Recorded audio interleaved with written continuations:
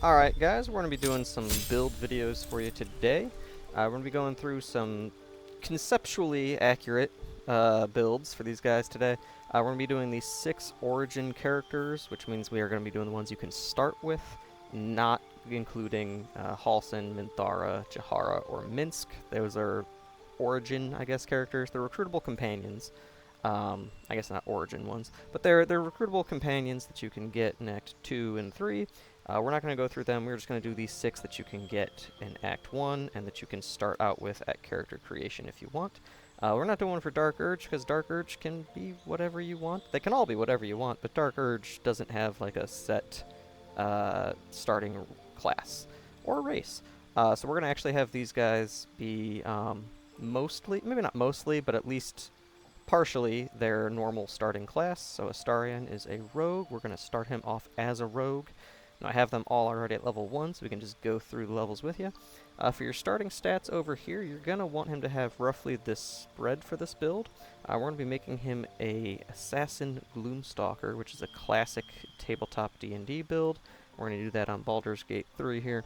So we've got Dexterity is going to be your highest stat. That's where all your damage is going to come from. It's also going to help with your initiative. It's also going to help with your AC. You want your dex very high on this build. Next up, Wisdom is also going to need to be pretty high. We are going to be multi-classing into Ranger. We're not going to be using a whole lot of their spells, but it is nice to have high Wisdom so that the spells you do get from Ranger are a little bit more potent, a little bit harder to resist. Just, they're better if you have higher Wisdom for Ranger spells. Also, a lot of the spells that you get hit with, I don't want to say most, but a pretty noticeable chunk of them, Wisdom is the saving throw that you're going to have, so you want a high Wisdom in general, just so you don't get hit by other spells that do some nasty crowd control effects. And then you don't want to get killed in one hit, so you want your Constitution pretty high. Now with this build, ideally you're going to be starting combat and just destroying enemies really quick right off the bat, turn 1. So ideally, you shouldn't be getting hit much to begin with. So Constitution is kind of the flexible stat here. You could definitely move that around, maybe bump up Intelligence or Charisma a little bit so that you get more saving throws against some other stuff.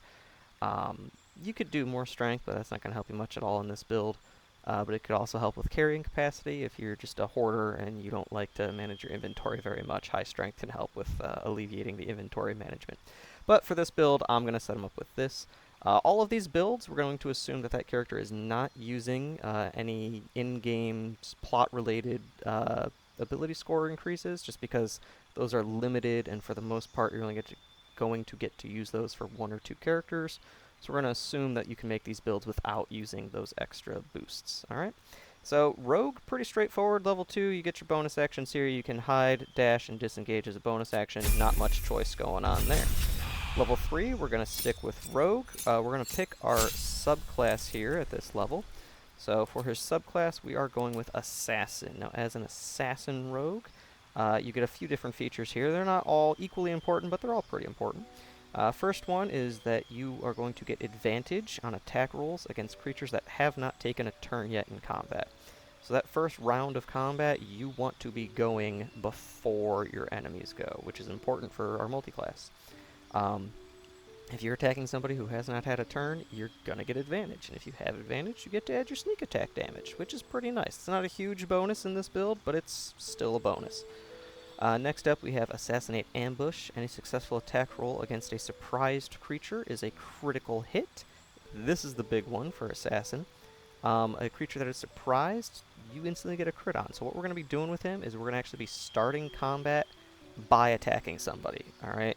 If you have another character in dialogue, switch to Astarion, have Astarion attack them, ideally from range with this build, because it's also easier to ambush somebody from range rather than sneaking up in melee. But if you get the jump on somebody, if you attack them when they're not expecting you to attack, whether it's mid-conversation with another character, or if you just see a group that you have a feeling is going to be hostile, or if you've played through the campaign and you know which groups are going to be hostile, that works too. You could just attack them first, they're going to be surprised, and you're going to get a crit on all of them with this build. And then next up is Assassin's Alacrity. If you start combat, normally by attacking, like I described when I was going over this ambush thing, you use that action in your first round, right? So if I attack somebody with just a crossbow, right, to start combat, then my first turn in combat, I'm not going to have my main action available because I just used it to start combat, right? This gets rid of that penalty. This is to where if you attack somebody to start combat, you can still attack them again on that first round of combat, which is amazing for this playstyle. So it means you're going to start off with an attack to ambush them, and then you're still going to get your normal attack on that turn, and then you're going to get advantage, and you're going to crit. So this is just your first turn opener with this assassin subclass is amazing. Alright, moving on to level 4. This is where the build gets a little bit of personal choice. We are eventually going to take a 4th level in Assassin, or in Rogue, sorry. Primarily just because we want a feat. Feats are good. This is where you either prioritize getting more out of each attack, or getting more attacks quicker. Okay? So what I'm going to do here is I'm actually going to move over to the Ranger class. I'm going to multi-class over here. For favorite enemy and all that, it's kind of personal choice. I like going with the Ranger Knight, specifically because it gives you armor proficiency with heavy armor. That is going to mess up your stealth checks, but with this build, it's not as important. So I would rather just have the heavy armor. Again, you're probably not going to be getting hit a lot, but this is just a personal preference. The rest of these aren't really that game-changing. And as far as Natural Explorer, I mean, you can pick whichever of these you want. I do like Beast Tamer. I do like having a little raven familiar flying around to blind people. That's always fun, so we're going to go with that. And then you can pick whatever skill proficiencies you want. Next up here at level 5, we're going to continue down that Ranger path a little bit. Now, we do get some spells here. Alright, so right here we get some spells, spell slot, spells, and then a fighting style. So for the spells you pick here, you can pick whatever you want. We don't have a whole lot of options for bonus actions. I mean, we're a rogue, we can hide, disengage, and all that. So I do think Hunter's Mark is worthwhile, at least in the beginning of the game. You might eventually phase out to where you don't need it. But considering your options here, I mean, go ahead, take it. It's more damage, and that's what this build is all about, is damage. And then it's, again, personal preference on all the spells here, really. Longstrider's nice if you don't already have somebody who can cast Longstrider. Just gives you, and honestly your whole party, extra movement for free, because if you use this out of combat, you don't expend the spell slot. If you don't have anybody who has Speak with Animals, you should get Speak with Animals on somebody in the party. And if you're playing Tactician and you just cannot find enough food to long rest at the end of the day, I don't know, Good Berries might be able to help you out in a pinch there. But again, it's all up to you. I probably wouldn't go Cure Wounds. Healing Potion is just going to be better for you, and it's a bonus action, whereas this takes an action. So generally you don't want to be using that. Fog Cloud could help you run away. If you don't have any other, movement abilities, Enhanced Sleep could help. I don't want to make this into a longer video than it needs to be, so pick whatever spells you want. As for fighting style, with this build in particular, we are going to go with Archery. That is going to give us a +2 bonus to ranged weapon attacks. That's going to increase our odds of hitting, not the damage dealt per hit. Okay. And then level 6, Ranger level 3, we're going to get to pick our subclass for Ranger. We also get to pick another spell. Just pick whatever you want for your spells. We are going Gloom Stalker, though, for this build. As a Gloom Stalker, we get a few extra bonuses. We get a +3 to Initiative. The Initiative bonus is actually just equal to your Wisdom bonus, so the higher your Wisdom, the higher that bonus is going to be. And the way Baldur's Gate 3 works, you roll, instead of a d20 to decide your initiative order, you actually only roll a d4. So having any amount of bonus to initiative is amazing.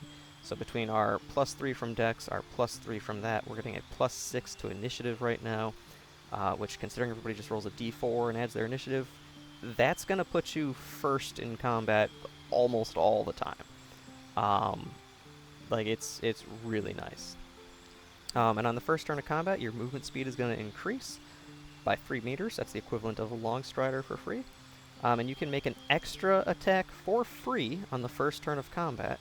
It's going to deal an additional d8 damage. So remember, as an assassin, we're starting combat by attacking them, and then that first turn, we're getting advantage on everybody because they haven't moved yet. And anybody who is surprised, we get a crit on. This is just giving us an extra attack at the beginning of that turn. So it's going to be 2 attacks now instead of 1 attack. This is at level 6, not level 5, like most classes would get their second attack if they're martial. Rogues don't get a second attack at all, so it's still a bonus from going pure rogue. But it's also going to deal an extra d8 of damage. So we're going to get advantage. We're going to very likely crit if we set ourselves up right. And we're going to deal an additional d8 on top of all that. So this is just very nice. You also get Superior Dark Vision, which Astarion doesn't get Superior Dark Vision. He gets regular Dark Vision as an elf, I'm fairly certain. I had to think about that for a second. Yeah, he has normal Dark Vision right there. So that just doubles the distance. Basically, that just means if people are far away and it's dark or dimly lit or whatever, you're not going to get disadvantage for it being too dark. You also get a second thing that gets you hide as a bonus action, not really giving us anything there. And then you also get Umbral Shroud. You can go invisible as an action for 10 turns. And that one, I believe, is once per long rest. I'm not 100% sure. This isn't something you're going to be using a whole lot. That's kind of if, you know, stuff hits the fan, you want to get out of there. You also get Disguise Self as free, or as a free spell, which can be nice. Particularly with Speak with Dead. If you kill somebody and then try to speak with Dead, they're not going to talk to you. If you use Disguise Self, well, now they will. And if you're going to steal stuff with Astarion, you can Disguise Self. They're not going to know it's you. They're not going to come after you. It's pretty nice. And we're not going to bother with replacing a spell right there. Alright, next up, character level 7, Ranger level 4. We are sticking with Ranger, and we are picking our feat. We're going to go with Ability Improvement as our feat. We're going to bump both of those into Dexterity. So now our bonus on Dexterity is going to go to a +4 down there. So right there, our Dex bonus is +4, whereas when we had this at 16, our bonus was only +3. So every even number that's going to bump up. So now we're going +1 more in initiative, +1 more in our ranged attacks, like chance to hit, and +1 in our ranged attacks damage. So that's just helps us out with a lot of stuff. Also, if you're not wearing medium or heavy armor, it also gives +1 to your AC. With the build I've got so far set up here, you can wear medium, light, or heavy armor, totally up to you, but it's also just a potential benefit there. Alright, we're going to go Ranger level 5, and this is where we get level 2 spell slots for our Ranger, and it's also where we get our extra attack as a Ranger. So for spells, level 2, there's a handful of good ones here you could go if you really don't want to get hit. Sorry, that's Pass Without Trace. I thought that was a different spell. Ignore what I just said about getting hit. If you want to be really good at stealth, you could go with Pass Without Trace. You could go with Spike Growth, just keep ranged things at range. It's going to be harder for them to close the gap on you. Enemies can use their bonus action to jump through that, but typically if you can position yourself right, it's still going to waste a turn on their end trying to get to you. At higher levels, things are going to be able to teleport and fly and move around, and this gets a little bit less useful, which you're not going to get this until level 8 here with this build setup, so it's very situational, but on the situations it is useful, it's great. Anyway, same thing. Spells, personal preference, pick whatever you want. Silence is good for shutting down mages, so we'll go with Silence for this walkthrough. Alright. Now, we are not going to go with Ranger level 6. We are going to bump back to Rogue at this point, just to get another feat. We're going to once again go Ability Improvement, and we are going to bump up Dexterity. Now, this is another point where you have some options here. You could go with this, alright, and I would recommend going this route just because odds of hitting things and whatnot. You could go this route, or instead of doing this one, at this level, you could go down and take the Sharpshooter feat. Alright, so this is going to be your ranged weapon attacks do not receive penalty from high ground rule, so if you're shooting somebody higher up than you, you're not going to be at disadvantage, which is very nice. You can also toggle on this feature right here. Alright, this second section here. This can be toggled on and off. You don't always need to have this on if you don't always want it on, but I would suggest having it on. Ranged weapon attacks with weapons you are proficient with have a -5 penalty to their attack roll, so that's your chance to hit, but they deal an additional 10 damage. So at Ranger, sorry, couldn't think of the class name for a second there. At Ranger level 5, we now got a second attack every round. Our first round of combat, we get the extra attack from Gloomstalker. And we're starting attacks, or starting combat usually by attacking beforehand. So that first round of combat, we're now getting about 3 or 4 attacks. Each of those attacks can deal an extra 10 damage with this. So that's an extra 30 to 40 damage you're looking at, potentially. But also they're going to have a -5 penalty to their attack roll. This is why I would really suggest probably getting this later into the game, which would be like level 12 in this case. So maybe you want to take this now. Just to get some more use out of it, hours-wise. But if you take this, it does do a -5 penalty to your attack roll, but you're going to have weapons that add bonuses to your attack rolls. You took the ranged fighting style somewhere over here in this cluster. Right there, archery fighting style. So that adds a +2, so that negates some of it. You're going to be proficient with things. That is going to negate part of it. I think at this level it would be +3 proficiency. So basically, if you take away your proficiency bonus and this archery fighting style bonus, that cancels out the -5. You still get the +4 from Dex. So this is just a phenomenal feat, especially with all the crits we're going to be getting, with all the sneak attacks we're going to be getting. Again, our sneak attack is only like 2d6, but it's still extra damage we're getting. So I would take Sharpshooter either at this level or at level 12. It's up to you. You're going to get more, mileage out of it here, but you're going to be a little bit more able to avoid that -5 penalty if you get it later. But you're also going to be attacking with advantage. So actually, the more I'm talking about it, the more I'm thinking, yeah, you should take Sharpshooter right here at this level. Alright, moving on. Level 10, Rogue level 5. We're not doing Rogue level 5. We are bouncing back over to Fighter, or not Fighter, to Ranger. Doing Ranger level 6. Pick whichever one of these you want. Really doesn't matter. I mean, that gives you proficiency in Religion, gives you another cantrip. This one gives you, a terrible spell and proficiency in Arcana, spell and proficiency in Arcana, and proficiency in Investigation. You pick whatever you want. Doesn't really matter. Same thing here. Pick whatever you want. If by some miracle you have Astarion and you respect him in a way where he doesn't have proficiency in Sleight of Hand, you can take that. Or you can get resistance to any of these damage types. Totally up to you. Then we're going to stick with Ranger for the rest of the way here, these last couple levels. So level 7, we get another spell slot. We get this subclass feature to where we get proficiency in Wisdom and Intelligence saving throws. So that means we're going to get to add our +4, that's initiative. I think our proficiency is going to be +4 at this point anyway, though. So we're going to add our proficiency bonus to our Wisdom saving throws. So that's very nice. And Intelligence saving throws, which aren't as common, but the ones that hit are usually pretty devastating. Spells, again, level 2 spells is your max. Pick whatever you want. I'm going to go Spike Growth right there.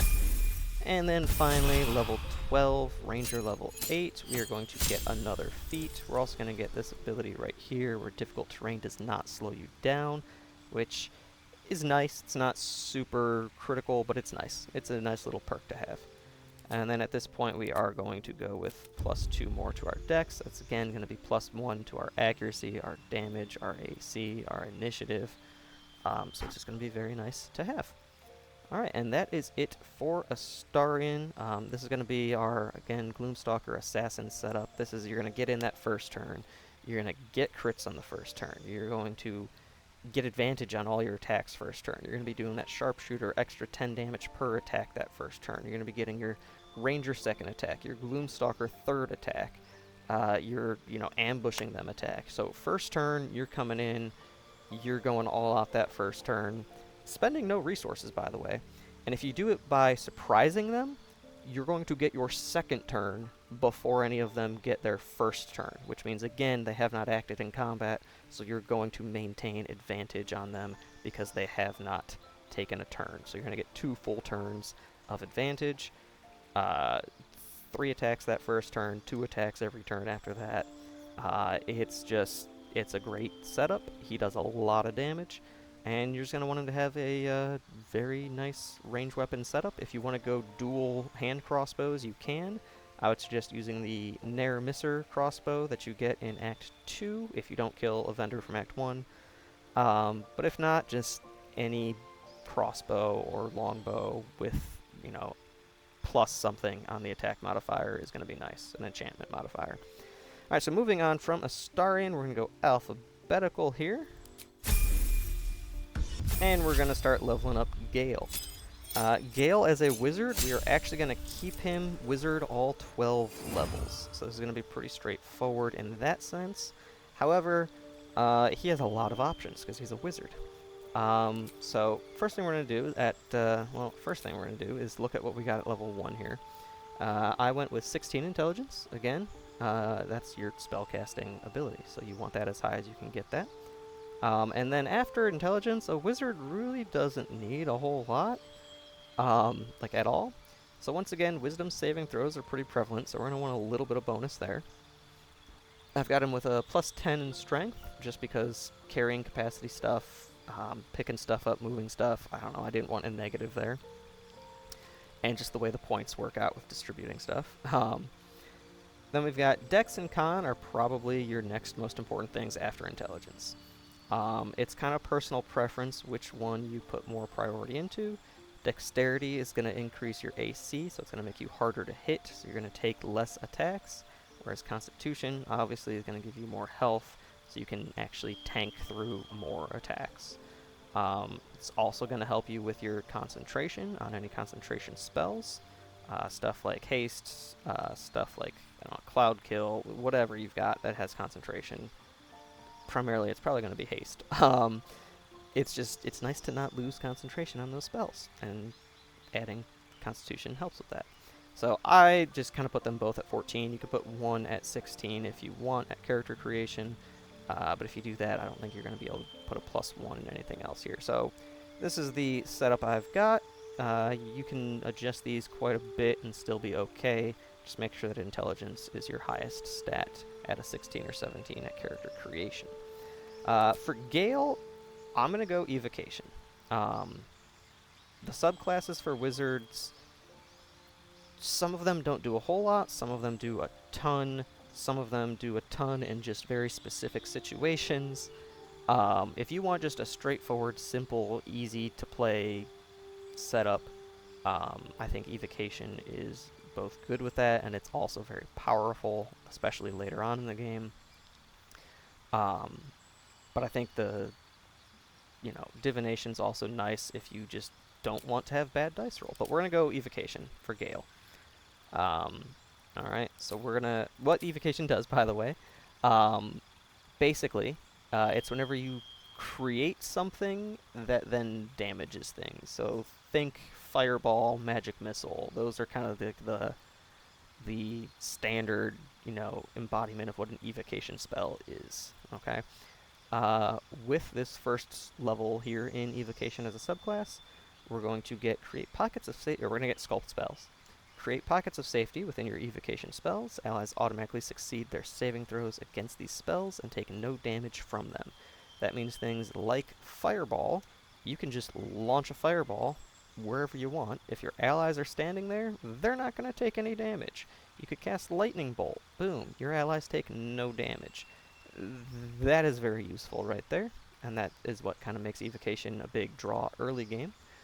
And then you also get, this is something you get with all subclasses, just for different types of magic. So wizards can take spell scrolls, and if you right-click on the scroll, instead of clicking Cast Spell, or Cast Scroll, Use Scroll, I don't know how it's phrased, but instead of using the spell, you can learn spell and add it to your spellbook as a wizard.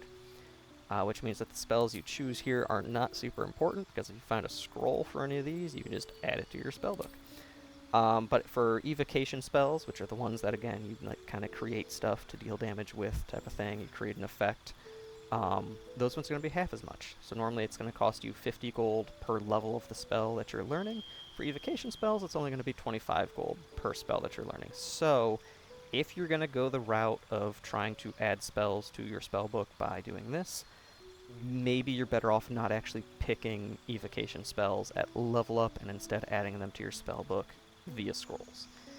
Long run, it's not going to make that big of a difference, but early game, if you're not trying to play cheesy and, hack the system where you get a whole bunch of gold really easy and you basically have unlimited money, maybe this is a route you want to go. As for spells, we're going to want to take Evocation spells, so we're going to take Magic Missile. That's kind of a classic bread and butter spell. It's great early game because it cannot miss, and it does decent damage early game. We're going to make it deal pretty good damage late game as well here. But also, if you have, like, you know, 3 enemies that are all sitting at 1 or 2 health, and you can't really do any other area effect attacks, you could just send one of these missiles to kill an enemy with 2 or less attack, and you know for a fact that that enemy is going to die. The only way they can avoid that is if they have the shield spell. The shield spell blocks magic missile, and it also just adds 5 AC to the target. Which is another one we can take here. If you want more out-of-combat spells with Gale, Featherfall is very nice. Hand Sleep and Longstrider are very nice.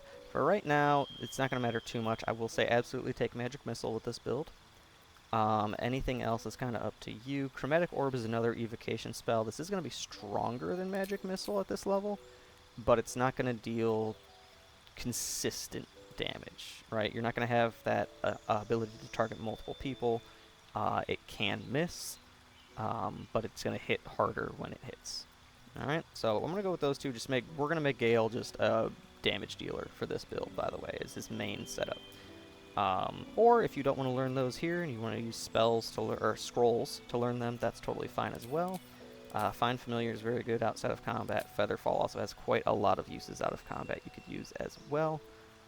Shield is very good defensively, totally up to you guys, but just remember, we want Magic Missile somewhere in his spellbook. Whether you learn it through leveling up or through scrolls, it's up to you, but you want Magic Missile in his spellbook for this build. These are just some of the default ones that I had at level 1. Gale is also going to be kind of squishy as a wizard. He has no armor proficiencies. So we are going to go ahead and give him mage armor. What did I do over here? Yeah, I should have picked different ones at the start, but I was kind of rushing earlier. So something like this is a good early game setup. Maybe swap that out. So if you've got, you know, mage armor, it's going to add 3 to your AC. Very useful on a wizard, especially early game. Sleep is fantastic in the early game. You can put 2, 3 targets to sleep, and it just happens. There's no resisting it. Unfortunately, the AI in this game is pretty smart, and it will have enemies run over to their allies and just kind of shove them to wake them up. So, like, you're using an action, but then you're getting it countered by them using a bonus action.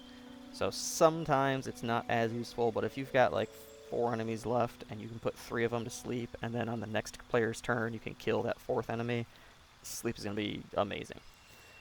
Yeah, Magic Missile, we already talked about why that's good, and then Thunder Wave is another evocation spell, so if you want to learn that through a scroll, it's going to be cheaper. And then it's just going to do area effect, decent damage, and it's also going to push targets and objects away, which can be very nice if you have the right setup. Moving on, I'm going to take so long going over the spells, I'm going to start really summarizing them here, because this is going to be an hour just on Gale at this rate. Level 3, you just get level 2 spells. Real quick and easy, I think that Cloud of Daggers is fantastic early game.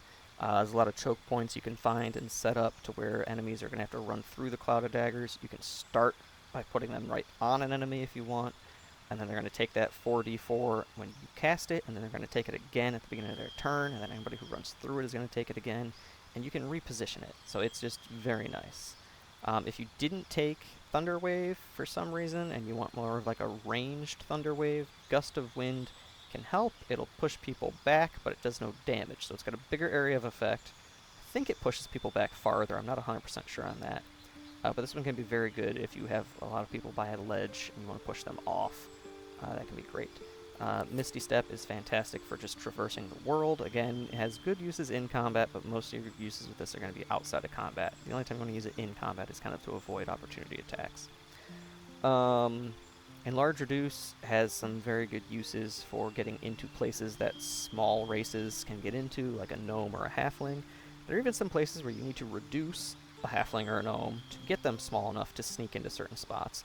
There are, of course, other options to get into those areas.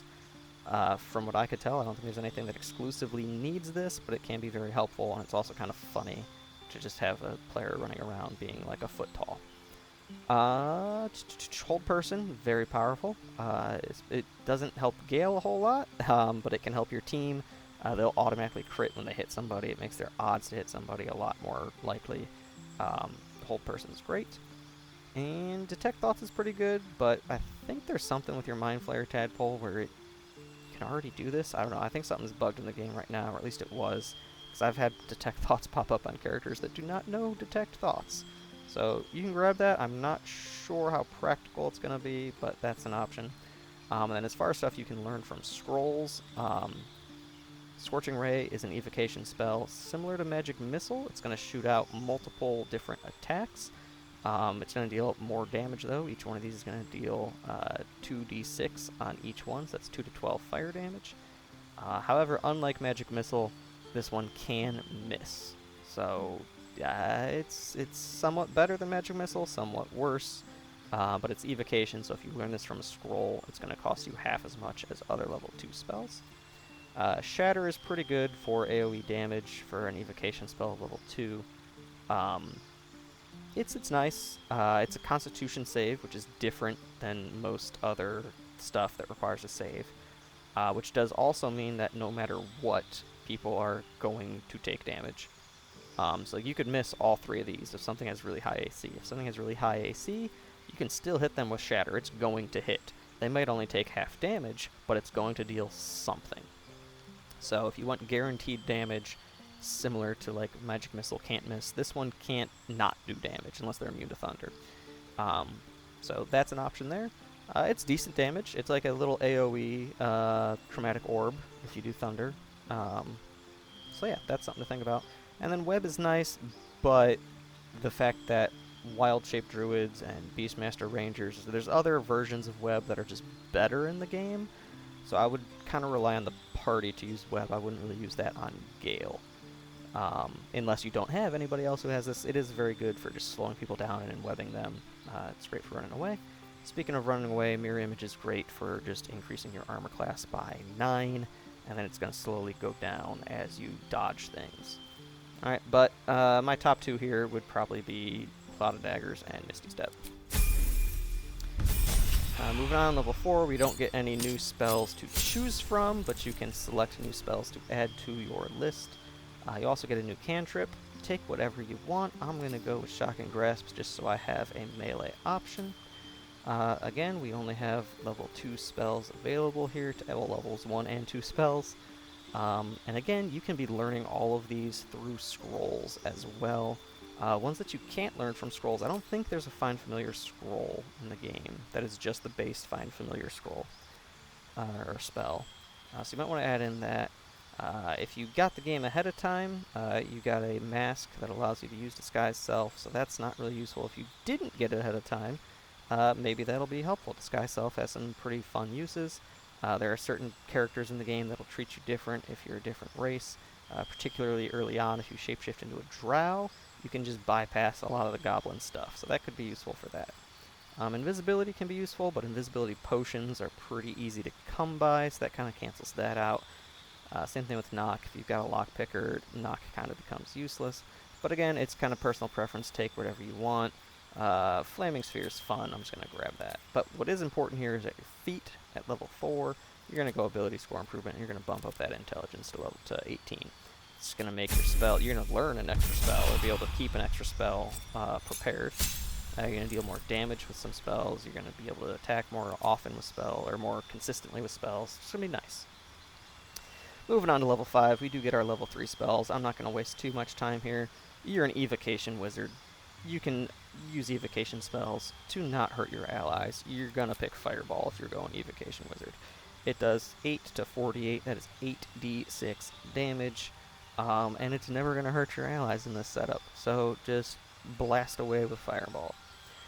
Another good spell here that is similar to that is Lightning Bolt. Does the exact same amount of damage, but instead of doing it in a big circle, it's going to be a very long line. Both of them are dex saves for the same amount that you got to save for.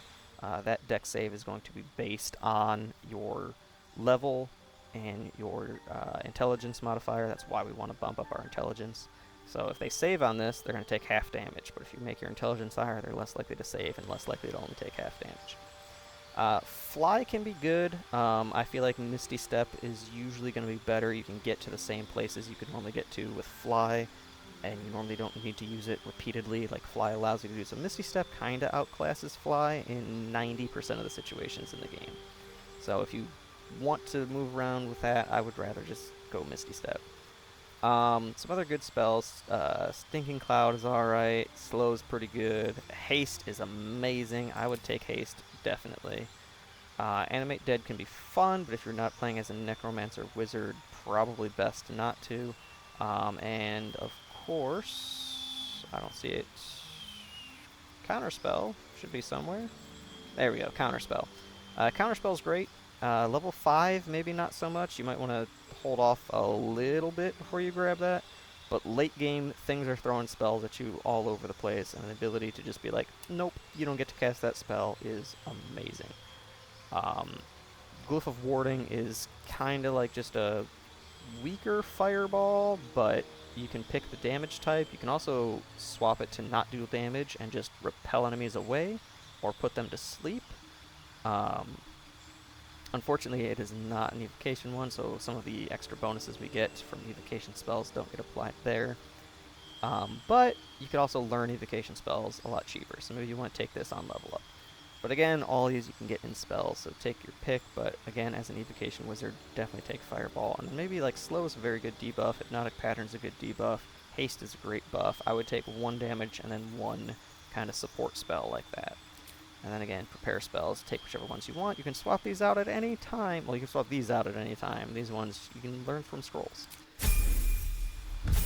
Alright, moving on, Wizard level 6. We get our extra little evocation subclass ability.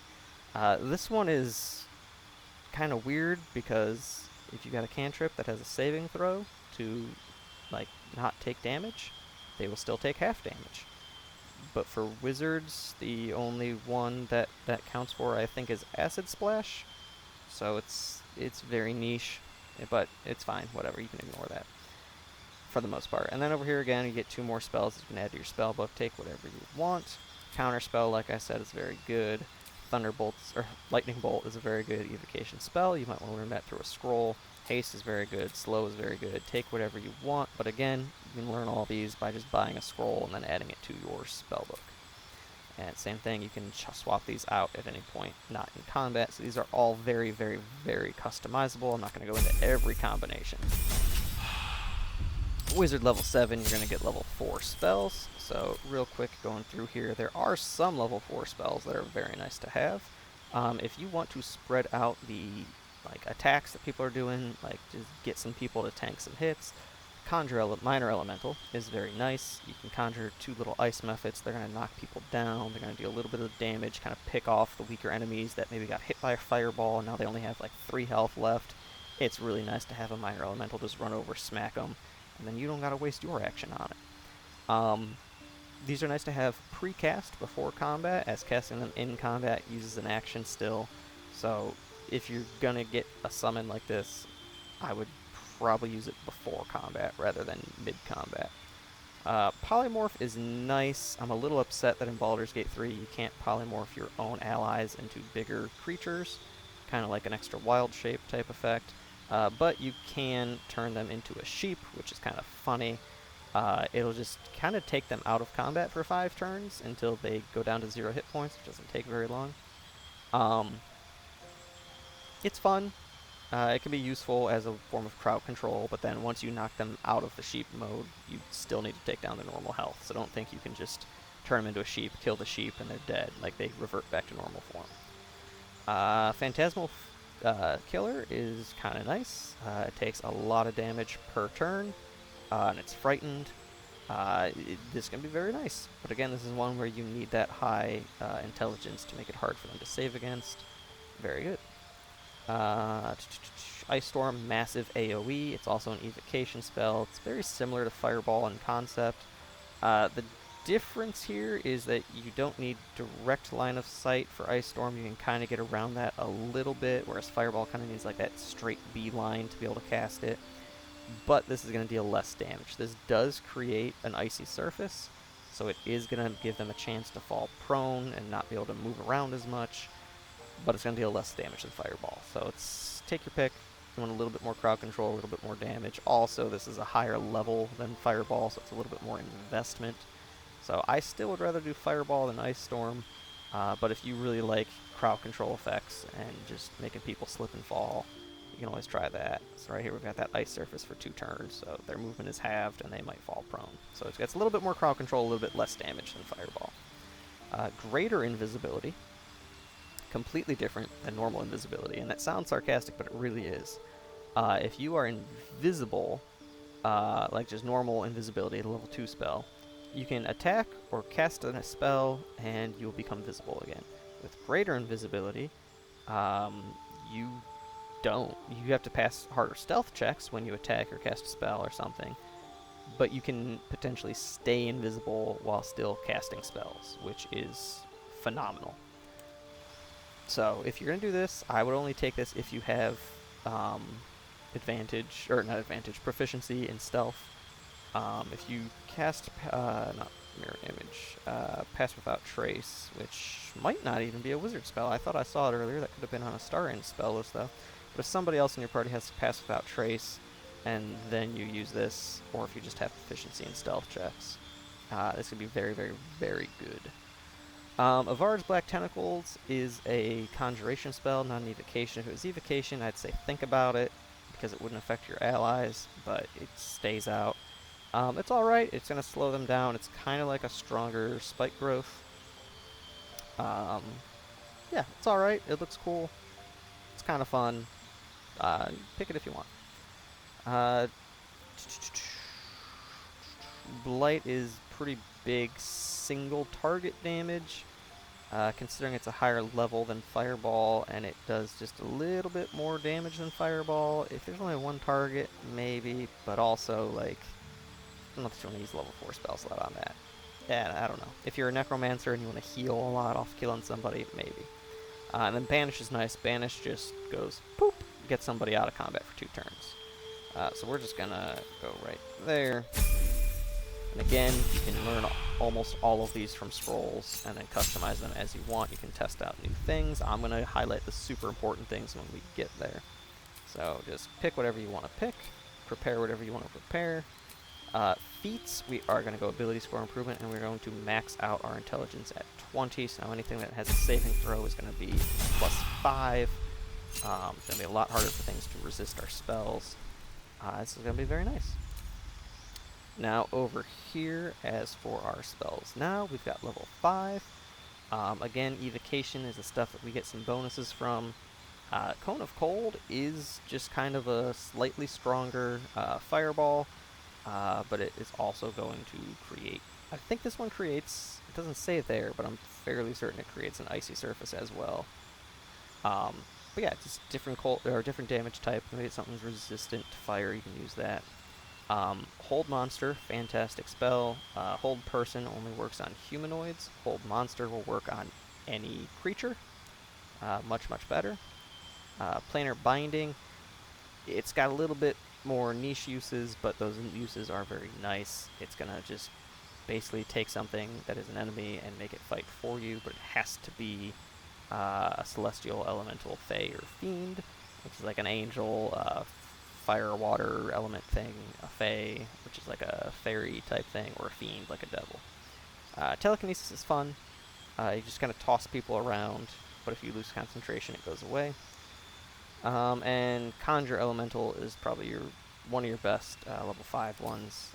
You can just conjure an elemental, have them run around, deal damage, soak up hits. Very nice. It's just a better summon than Conjure Minor Elemental.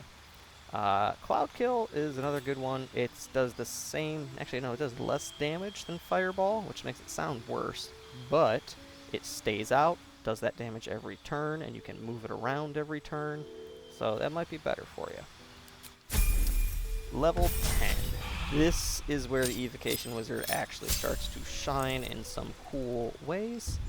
Cantrips, again, take wherever you want. I'm going to take Poison Spray because it is the only one that gets affected by that still taking half damage thing we got earlier. So not so much on the spells that you pick here. You can pick whatever spells you want. Again, most of these you're going to be able to learn from scrolls anyway, so your pick here doesn't matter a whole lot. But when we get to level 10 Evocation Wizards, we get this subclass feature. And this is the reason that I said Magic Missile was very important to have. This is the reason that you kind of go with an Evocation Wizard. Your grasp of evocation magic has tightened, and you can add your intelligence modifier to damage rolls with any evocation spell. That means anytime that you use an evocation spell, you get to add your intelligence modifier to the damage. Right now, our intelligence modifier is 5. Okay? So that means anytime we deal damage with an evocation spell, we add 5 damage.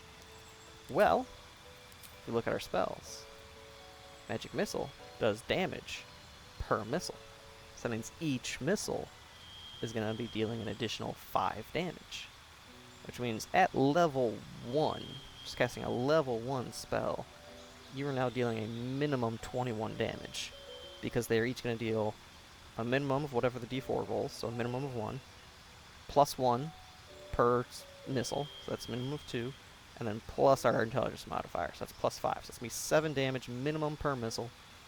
Alright, potentially 10 damage per missile. So it's going to be dealing between 21 and 30 points of damage as a level 1 spell. That is a huge increase. And then you can upcast it. By level 10, you can upcast it to a level 5 spell, which is going to add 4 more missiles. So that's going to be 7 missiles. So before, whereas they were going to deal a minimum of 7 damage, maximum of 10, now that's going to be 35 to 50 points of damage with our magic missiles because of this passive feature. That's amazing. So Magic Missile just became a huge damage dealer when you hit level 10 in Evocation Wizard, and it can never miss. There are some other gear in the game. There's pieces of equipment in the game that allow you to add some extra stuff to every damage roll like that. The easiest one to get is early on. There's a bunch of stuff that gives you lightning charges. There is a staff you can get where whenever you attack with a spell, whenever you deal damage, you add lightning charges to it. Well, each individual missile is going to add those lightning charges. So then every, third missile or whatever, you get to add another d8 of lightning damage, and then the other ones get to add the 1 lightning damage. You can just be casting a bunch of magic missiles all over the place, and they're all going to be dealing a lot of damage. It's very nice. Alright, and then level 11, we get the tippity top of the spells in Baldur's Gate. We get our level 6 spell options. For evocation spells, Chain Lightning is a big one. It's going to deal 10 to 80 damage. Because it's an evocation spell, we get to add plus 5 to that. Alright. Disintegrate is also very nice for single target damage. Yeah, it just does 50 to 100 damage. It does big damage. It's fun. It's cool. Flesh of Stone is good crowd control. Odaluk's Freezing Sphere is another cool one. You can create the ball and not have it explode just yet, and you can kind of delay it. You can do some cool stuff with this. Not going to go into a whole lot of detail because it's like you can come up with some crazy stuff that I would have never thought of with this one, just because you can make it and then put it somewhere else and it can blow up later. It's crazy. I know some people like to give these to vendors and just have it blow up on the vendor a couple turns later in real time. It's great. Otto's Irresistible Dance is amazing. If you read through that, they start dancing. Can't take actions, can't move, and if you try to attack them, you have advantage on the attack rolls. And they have disadvantage on trying to attack you, but they can't move or take actions, so I'm not really sure what attack rolls they're going to be making. But it's great. It lasts 10 turns, and it's hilarious. But again, evocation spells, you got Chain Lightning and Odaluk's Freezing Sphere. Globe of Invulnerability is nice at this level, but again, it's very niche use, and you've got to kind of plan that out a bit. Anyway, the main thing is, level 10, you get this, and your magic missiles become just missiles. You just blow stuff up. It's crazy. Take whatever you want here. Create Undead is fine. I feel like this one was a little bit of a letdown. I feel like just using Animate Dead at level 6 to get a bunch of ghouls is probably going to be more beneficial than the one Create Undead you get there. But, that's a personal preference thing. And then level 12, finally at the end here. There's a few options here. Spells, again, take whatever you want. You can learn almost all of these through scrolls, so it does not truly matter. Again, preparing them, you can prepare whatever you want. Does not matter a whole lot. It's up to you, whatever you like. Just make sure that with this setup, you have the magic missile ready to go for undodgeable, great damage.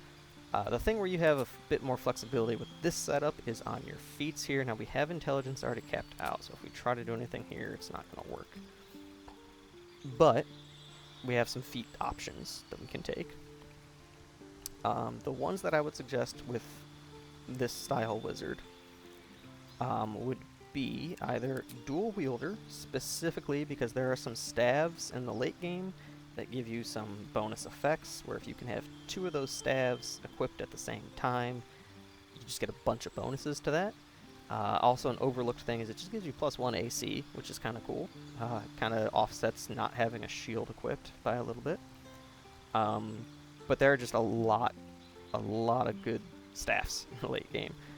There's a bunch of them that give like +1 to your spell save difficulty, which means that stuff like this, right? If you have to make a dex save to take, I think 0 damage if you make a dex save against that. Yeah, it just resists the spell. So I mean, if they make that save, you take no damage rather than 50 to 100 damage. So you really want to get that up as high as you can. There are staves in the late game that add +1 to that, and if you can equip 2 of them, then that just makes it significantly higher chance that you will actually succeed on your spells. So dual wielder on Gale, or an evocation wizard in general, if you want to make it with your origin character, or any other party member. Hell, you could make a Astarion a wizard, whatever, do you. Yeah, having 2 staves is just going to be great for their bonus effects. There's also that one from Act 1 I mentioned with this not spell charges, lightning charges. You could have that and one of them that increases your spell save DC. It's great. If you don't want to get too min-maxy with stuff, just something that gets decent usage out of it is going to be Warcaster. So this is going to give you advantage on saving throws to maintain concentration. So if you've got like haste going or cloud kill or anything that you need to concentrate on and you get hit, you could lose concentration. But this one you get to roll twice and take the higher roll to save your concentration. You also get to just cast Shocking Grasp instead of an opportunity attack if somebody would give you an opportunity attack, which is fine. It's fun. This works even if you don't have Shocking Grasp, and it will still be leveled up to whatever damage it should do at your level. So instead of just, whacking them with your staff and dealing like 0 to 7 damage as an opportunity attack, you could hit them with Shocking Grasp and deal 3 to 24, and then they can't do an opportunity attack against you because they no longer can do their reactions. Alright, so I would go Warcaster or Dual Wielder, probably Dual Wielder at this point, because this is your level 12 feat. You're probably going to have enough stuff to where you can make use of that second melee weapon. Alright, and then after Gale, we are going to move on to Karlach over here. Now, Karlach is another one. She's actually going to be very quick, much quicker than Gale or Astarion took. We're just going to keep her Barbarian all 12 levels. Very straightforward, very easy, very effective. Starting stats over here. You're going to want 16 strength to start off with, maybe 17 if you want. Constitution, you're going to want it up as high as you can get it, but you don't want Constitution to be your highest. You want Strength to be your highest. So 16 there is fine. You want a little bit in Dex. I put a little bit more in Wisdom just because there are some spells and stuff to where you don't want to fail. It can just stun you, it can take you out for a whole turn, it can do a whole bunch of stuff you don't want happening, so I gave her a little bit more Wisdom. You could very easily swap that Wisdom with Dexterity, and that's totally fine as well. Give yourself an extra initiative point and an extra AC. That's totally fine. Those two are very negotiable. But Strength and Constitution, you definitely want to be your 2 highest. Class features at level 2. Well, first off, level 1, you get Rage. Whenever you go... Where is Rage over here? I can't find Rage over here. Okay, well, when you get Rage, you're going to get a +2 to all your damage, and you're going to get resistant to all physical damage. Level 2 with Barbarian, you're going to get Danger Sense. So you have advantage on dexterity saving throws against traps, spells, and surfaces. That's why I didn't care too much about my dexterity being a little bit higher, because I know I'm going to get advantage on all that. And then also you're going to get reckless attack, which means that you have advantage on attack rolls, but enemies are also going to get advantage on you, so that's why it's reckless. You get a benefit, but also you give that benefit to your enemies, so very useful. It can backfire, but you're going to be tanky, so it's not that big of a deal. Now, with Karlach, also with Karlach, you're going to get Searing Smite because of your Tiefling sub-race. It's fine early on if you want to use it. You can't use it while raging because it counts as a spell, but whatever, it's fine. Now, I'm going to tell you right now, all three of these subclasses are totally fine. If you go Wild Heart, you can pick some stuff here and get like maybe extra resistances or extra jump speed, extra running speed, whatever you want to get. That's totally fine. It's a little bit more customizable. Wild Magic is a little bit more random, potentially a little bit more fun because you just get some crazy effects going off. But I'm going to go Berserker. I feel like Berserker is the most barbarian of the subclasses. It's also the most straightforward and easy to play, in my opinion. Your Rage transforms into a Frenzy. So you get Frenzied Strike and Enraging Throw whenever you're raging, which means that you can use those two abilities. It's also going to be able to make an Improvised Weapon attack as a bonus action. You have resistance against physical damage, advantage on strength checks. That's just all normal rage. Okay? So, basically with Frenzied Strike, when you're raging, when you're frenzy, you can use your bonus action to make an extra melee attack. So, at level 3 now, you're able to get 2 attacks per turn. One with your action, one with your bonus action. So that is already really early on, you're getting multiple attacks. It's fantastic. The downside is you get this Frenzied Strain effect on you every time you use it, meaning every time you use it, you're going to get a -1 to your attack rolls, so you're going to be less likely to hit somebody the next time you attack, and this stacks up until your Frenzied Rage ends. It's not that big of a deal, because you have your Reckless Attack to give yourself advantage, and most combat doesn't last more than like 3 rounds, maybe 4 rounds. So at most, you're going to do turn 1 Rage, turn 2 you can do that, turn 3 you can do that, turn 4 you can do that. So at most, that last turn, you're going to be at a -2, but you can just Reckless Attack and get advantage, and that really does cancel out that -2. So really, the negative on that isn't that big a deal. Also, you get Enraged Throw. This allows you to throw something as a bonus action. It's very fun to use this to throw goblins, and that's all I'm going to say about that. Moving on, level 4, we get our feat bonus, so we are going to go ability score improvement and bump up that strength. Now a quick trick I want to point out here while we're leveling up Karlach is early on in the game you can get access to Hill Giant Elixirs, which are going to bump your strength up to a 21 until your next long rest. If you have the money, if you have the patience to go through and do this every time you do a long rest, you could potentially change up a Barbarian, change up Karlach, to where her strength is just set to the base 8. And then you can take these points and put them anywhere else, probably Dexterity or Constitution. And then to compensate with that, you would just have her take those Hill Giant potions every long rest and bump her strength up to 21. Depending on your playstyle, that could get very expensive. It could be very cheap. I don't know. Depends on your playstyle. But that is an option I just want to point out while we're bumping up her strength here. And if you do want to go with that playstyle, you can ignore her strength right here. And I would probably bump up Constitution, potentially Dexterity. They're both going to increase your AC if you have no armor on. But Dexterity is going to give you that extra initiative bonus. The Constitution is going to give you the extra 8 hit points. And if you're in some situation where you can't throw a weapon to hit somebody at range and you need to shoot something with a crossbow or something, you do want to have some kind of Dexterity bonus. Usually if you need to attack at range with a Barbarian, though, you are going to throw something, which is going to be Strength.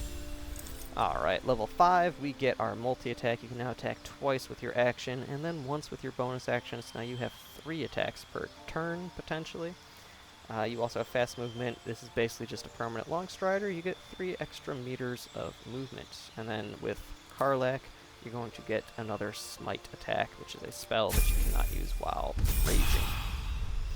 Barbarian level 6, you're going to get an extra charge of rage, so you can now rage, I believe that puts you up to 3 times. You're also going to get Mindless Rage.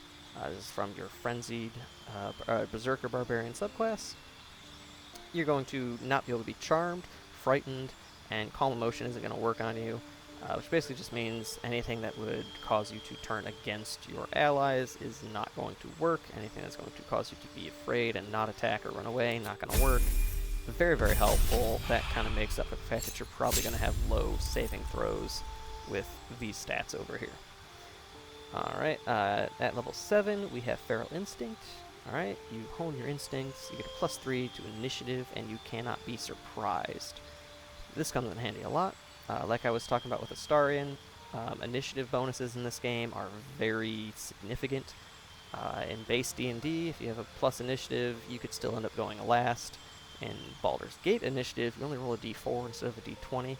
So if you get a +3, you are going first more times than not. Like, you are very likely to go before your enemies and just rage, kill something, and still be fine. You also can't be ambushed, which helps out in a few select scenarios.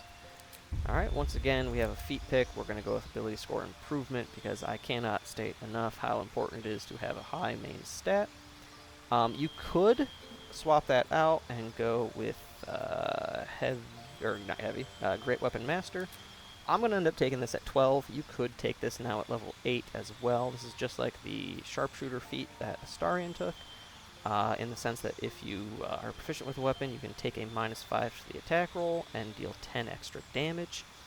You could take this now because you can Reckless Attack and give yourself advantage, and that advantage is going to cancel that out by quite a bit. As well, you're going to have some... can't talk. You're going to have some weapons with enchantments, and those enchantments are going to cancel this out as well. Up here it says you can make another melee weapon attack as a bonus action that turn. We already can make a melee weapon attack as a bonus action, so this part isn't as important to us. What's important to us is that we can deal potential 10 extra damage at the cost of a -5 to the attack roll. So you can get this now, or you can get this at level 12, but it's up to you.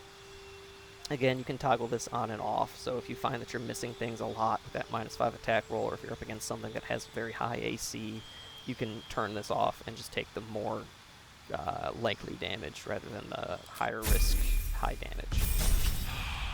Barbarian level 9, we're going to get a class feature right there. We're just going to be getting Brutal Critical, so when you do land a critical hit, you're going to roll an extra damage die as well as a normal damage die. So if you guys aren't aware, in D&D and Baldur's Gate 3, if you get a critical hit, let's say you have a battle axe, because there's one right there, classic Karlach weapon, battle axe, or great axe. Let's do great axe. Great axe is going to deal a d12 of damage, and then it's going to add your strength modifier and everything else that gets added to it. When you get a crit, instead of adding a d12, you're going to add 2d12 to your damage. You're going to roll that d12 twice. What this does is now, whenever you get a crit, you're going to roll 3d12. So you're going from potential 1 to 12 damage on a normal hit to now 3 to 36 damage on a critical hit, which again could still end up just being 3 damage, but you still get to roll those dice 3 times, which is pretty nice. Moving on to level 10 Barbarian. We are going to get this action right here, Intimidating Presence. It's just going to let you intimidate an enemy, make them be afraid. It takes your whole action, which means you're losing 2 attacks. This is nice roleplay, thematic stuff, but in practice, I don't think this one's really worth it. It's just kind of a fluff level, unfortunately. Level 11 here, we are going to get another class feature. We're going to get Relentless Rage, which is phenomenal. Once per short rest, if you drop to 0 hit points while enraged, you will regain 1 hit point instead of being downed. This means if you're raging and something would down you to where you start having to make death saving throws, you gotta be healed or help to get up. Instead, you're just now, boom, 1 hit point, you never went down. You just keep on fighting, which is phenomenal, because then that means on your turn you don't lose your action, even if you did get helped up. If you're up next, you don't lose your whole turn. It's awesome, honestly. especially because you're going to be up in melee range. You're going to be getting hit with a lot of things. You're going to be reckless attacking, so those things that are attacking you are going to very likely hit you. So just being able to not be downed is very, very nice. Alright, moving on, Barbarian level 12, we get our other feat available. Now there's a few options. Now, slight spoiler here for some late game gear. There is some gear that can affect your choices here. Like I said, with the Hill Giant potion, there are Storm Giant, I believe it is, potions. I think it's called Storm Giant. Could be a different type of giant. There's a lot of giants in D&D. But there's other giant potion, stronger than the one in Act 1. The one in Act 1 sets your strength to 21. The one you can get in Act 3 sets your strength to 27, which is a lot more. So that is something you could look into, is just dumping your strength, getting that potion on every long rest, and not having to worry about bumping up your ability improvements. There's also a necklace, a pendant in Act 3, which again, spoilers. There is a pendant that will boost your constitution up to 23.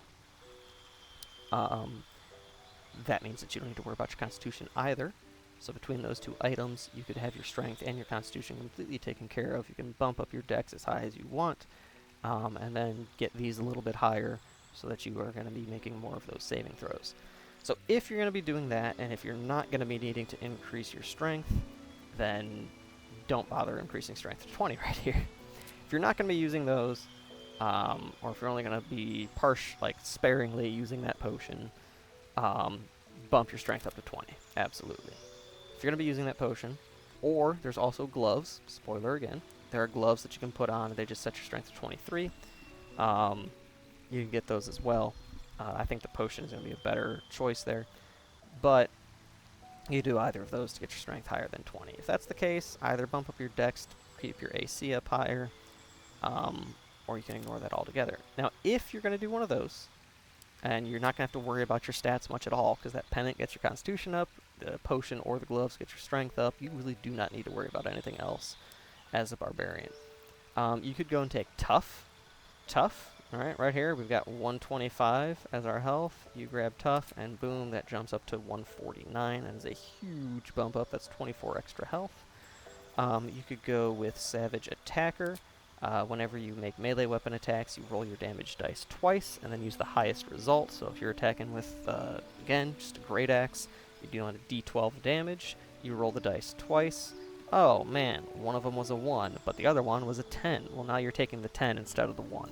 Sometimes this could help out a lot, sometimes this helps out not at all. You could roll the same number twice, and that could both be a 1. You know, it's random, it's dice rolls, it's the way RNG works. You could go with a lot of stuff, honestly. Polearm Master could be really good if you're using Glaive or something. Sentinel could be really good if you're going into melee range with other melee people.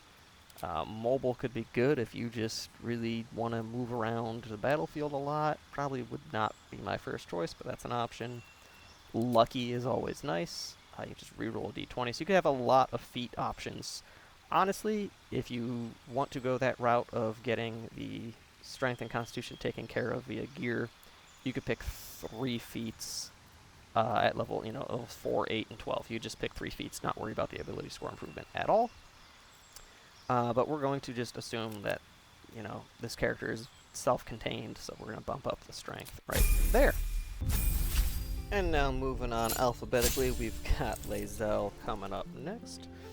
Lae'Zel, just like with Karlach, I'm going to recommend probably just going pure class with a fighter.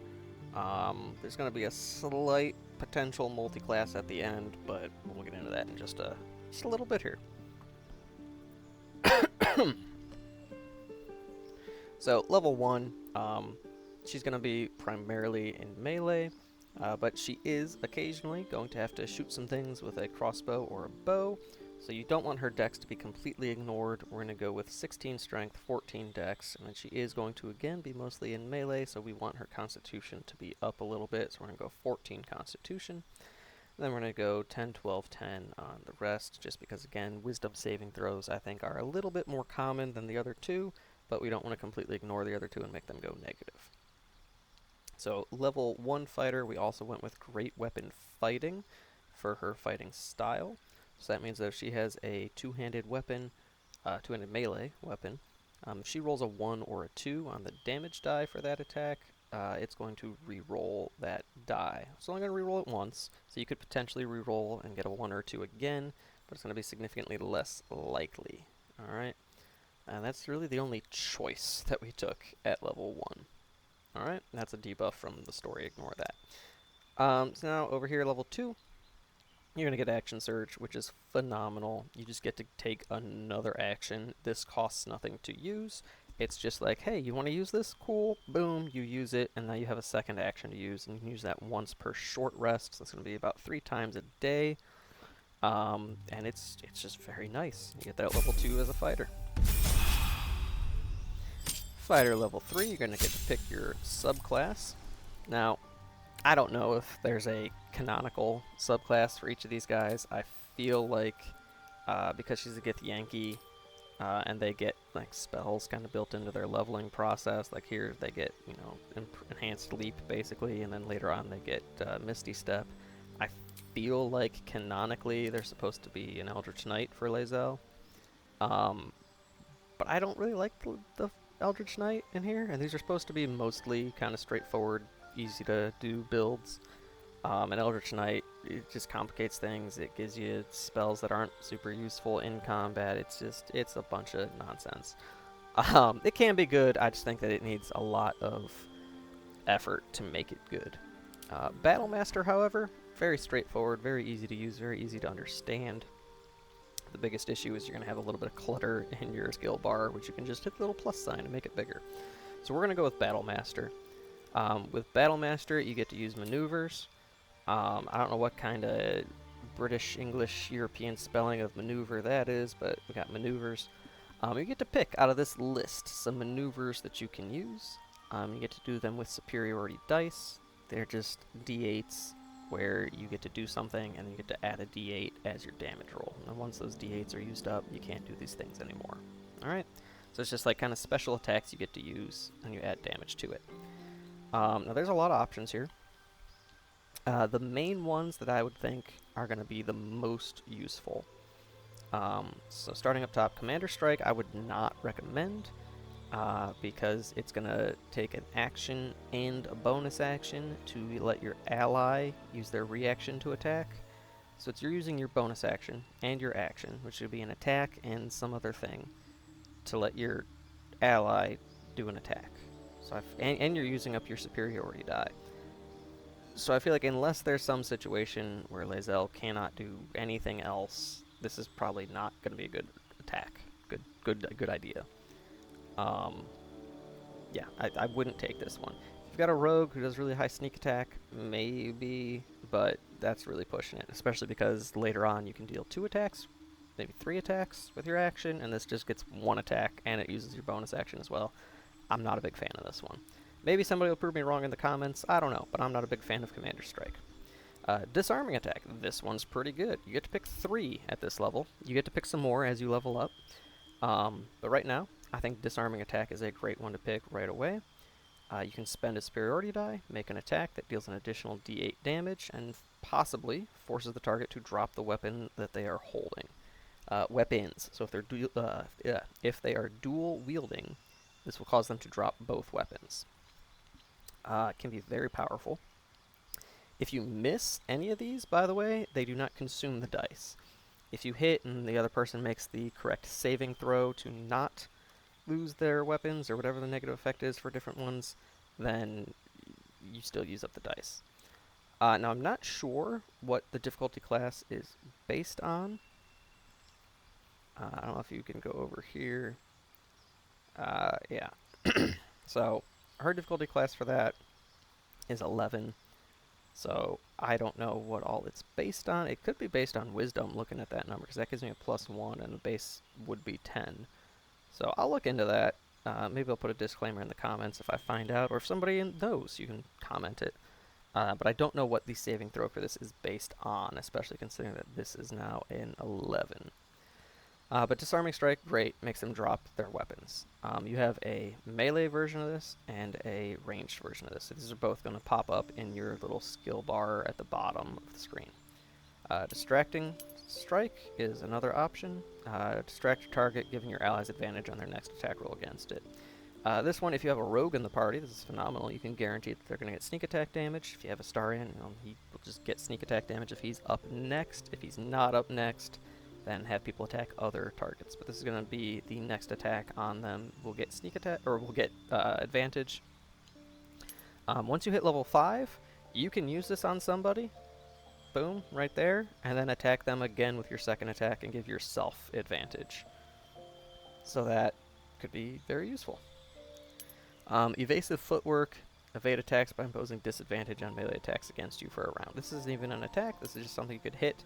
And then as you're running around, if people are attacking you at all, they get disadvantage. So it is very useful if you're trying to not go down. However, if you read through that, it does just say melee attacks. So if there's somebody with a crossbow or a bow or spells, those are still going to hit you just as often as they normally would. So could be good. This is actually really good if you're trying to like run out of melee and you know you're going to get opportunity attacked by a couple of people. That could save you quite a bit of health. Fainting attack, both your action and bonus action get used up. You're going to attack the target with advantage and deal an additional d8, which does kind of make the distracting strike thing on yourself kind of pointless, except that this one also consumes your bonus action. So maybe Distracting Strike is better if you've got another use for your bonus action. But Fainting Attack is just you use action, bonus action, hit them with advantage. Alright, Goading Attack, you're going to deal an additional d8 damage to the target and goad them into attacking you.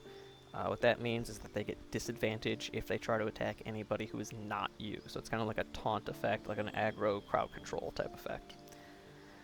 Maneuvering attack, spend a superiority die to make an attack. It's going to deal that extra damage based on what you roll on this superiority die. On a hit, you select a friendly creature and they will gain half of their movement speed and not provoke opportunity attack. So like how Evasive Footwork would let you get out of melee and not get opportunity attacked, this will let an ally get out of melee without being opportunity attacked. But this one will let them get out of the way without being opportunity attacked at all, whereas this one just gives them disadvantage. So that could be very helpful for your team. Menacing attack, you attack, deal the extra d8, and it could possibly frighten the target. So that's going to be where they get disadvantage. They can't attack. I'm pretty sure it also makes it to where they don't move. The Frightened has different things pop up all the time. Like one of them says they can't move, one says they run away. I believe this one just makes it to where they can't move. Alright, as well as the disadvantage down there.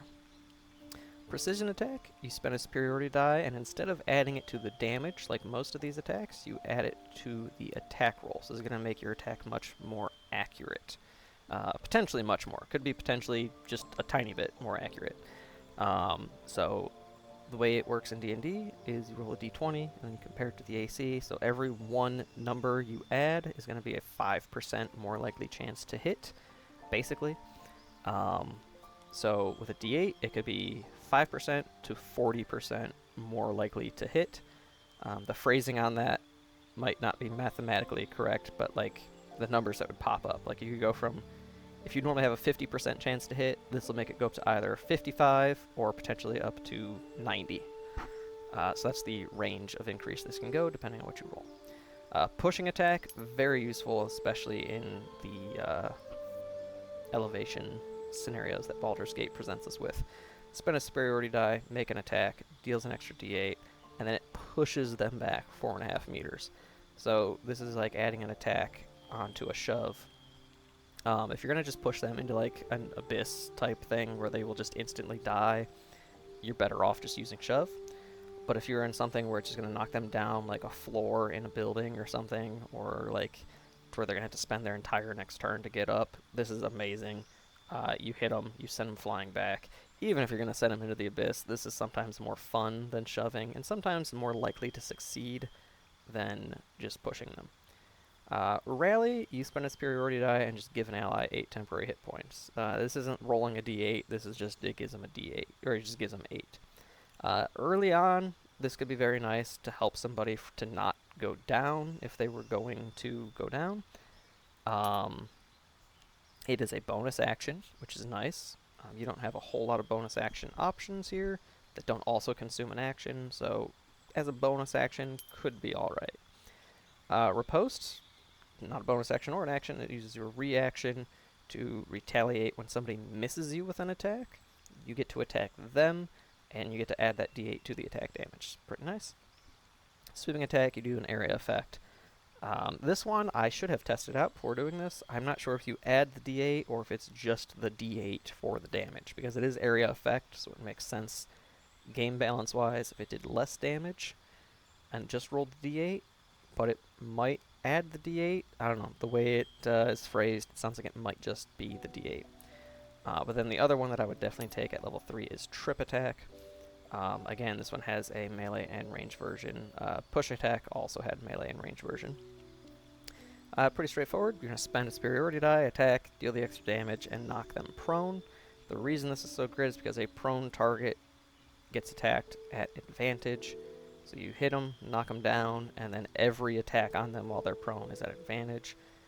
It's a little bit better than like the distracting strike or something else, because if they stay prone and then everybody else gets to go, like before that target would get up, then your whole team can get advantage with every attack. So I like Trip Attack, especially early on. It's nice to knock them down and get advantage on your other attacks. Alright, moving on up, we got level 4 Fighter. We're going to get to pick a feat. Now, again, little spoiler alert with equipment. There are pieces of equipment that can modify your stats, and if you have one of the pieces of equipment or potions or whatever it may be, gloves in Act 3, the pendant in Act 3, they could bump these up. So, if you have one of those, you can ignore this. But I think strength going up is going to be your best bet. This makes you more likely to hit things, more likely to, you're going to deal more damage. Level 5, you're going to get your multi-attack. Pretty straightforward. You can attack twice now. As a Gith Yankee, Lae'Zel gets Misty Step. Pretty awesome. Level 6, fighters get another feat at level 6. That's crazy. Once again, ability score improvement. Bump that up to 20 as fast as you can. Boom, done. No more ability score improvements needed on strength. Fighter level 7. For Battle Master, we get an additional superiority die, and they bump up to 10. Sorry, I read that too quickly. At level 10, they're going to bump up to 10. Right now, we just get an extra d8 superiority die, so we can use our maneuvers one more time before taking a short rest. I went over what all of them do. Take whichever ones you think sound the most useful. I'm going to go with Riposte just for better action economy and precision attack, because there are some targets that have really high AC and you want to make sure you hit them. And then level 8, again, more feats, which is crazy how many feats fighters get in that mid-game between 4 and 8. Now, I think that with Lae'Zel specifically, thematically, and just, mechanically, great weapon master, very good. We went over what this does with Karlach, so short and sweet. If you get a crit or if you kill something, you can attack as a bonus action. Very nice. Passive that you can turn on or off. You can take a -5 to your attack roll in order to gain 10 extra damage, which again, we just got that precision attack, which can very easily cancel that negative out. And this is just toggled on and off. This doesn't add any extra class feature required that would override it. Like, you can use this with your maneuvers, you can use this with anything else. This is just always passively on if you choose to turn it on passively. And it adds 10 damage to every attack. It's phenomenal. Moving on up to level 9.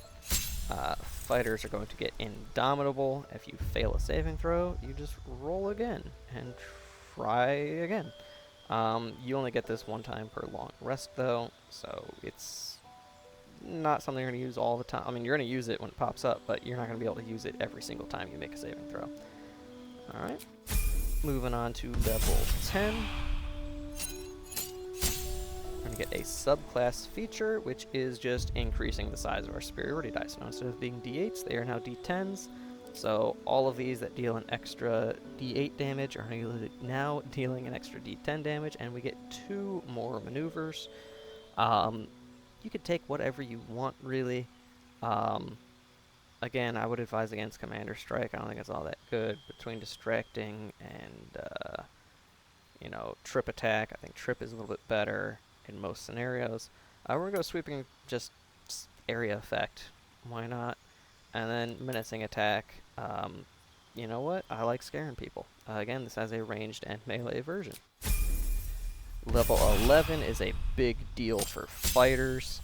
You get multi-attack again, so you can make 3 attacks per action. And then if you action surge, you again get 3 attacks. You could attack 6 times per turn. You can just trip them, smack them, smack them, smack them, smack them. Just get advantage on all the attacks, getting plus 10 damage to all those attacks. It's great.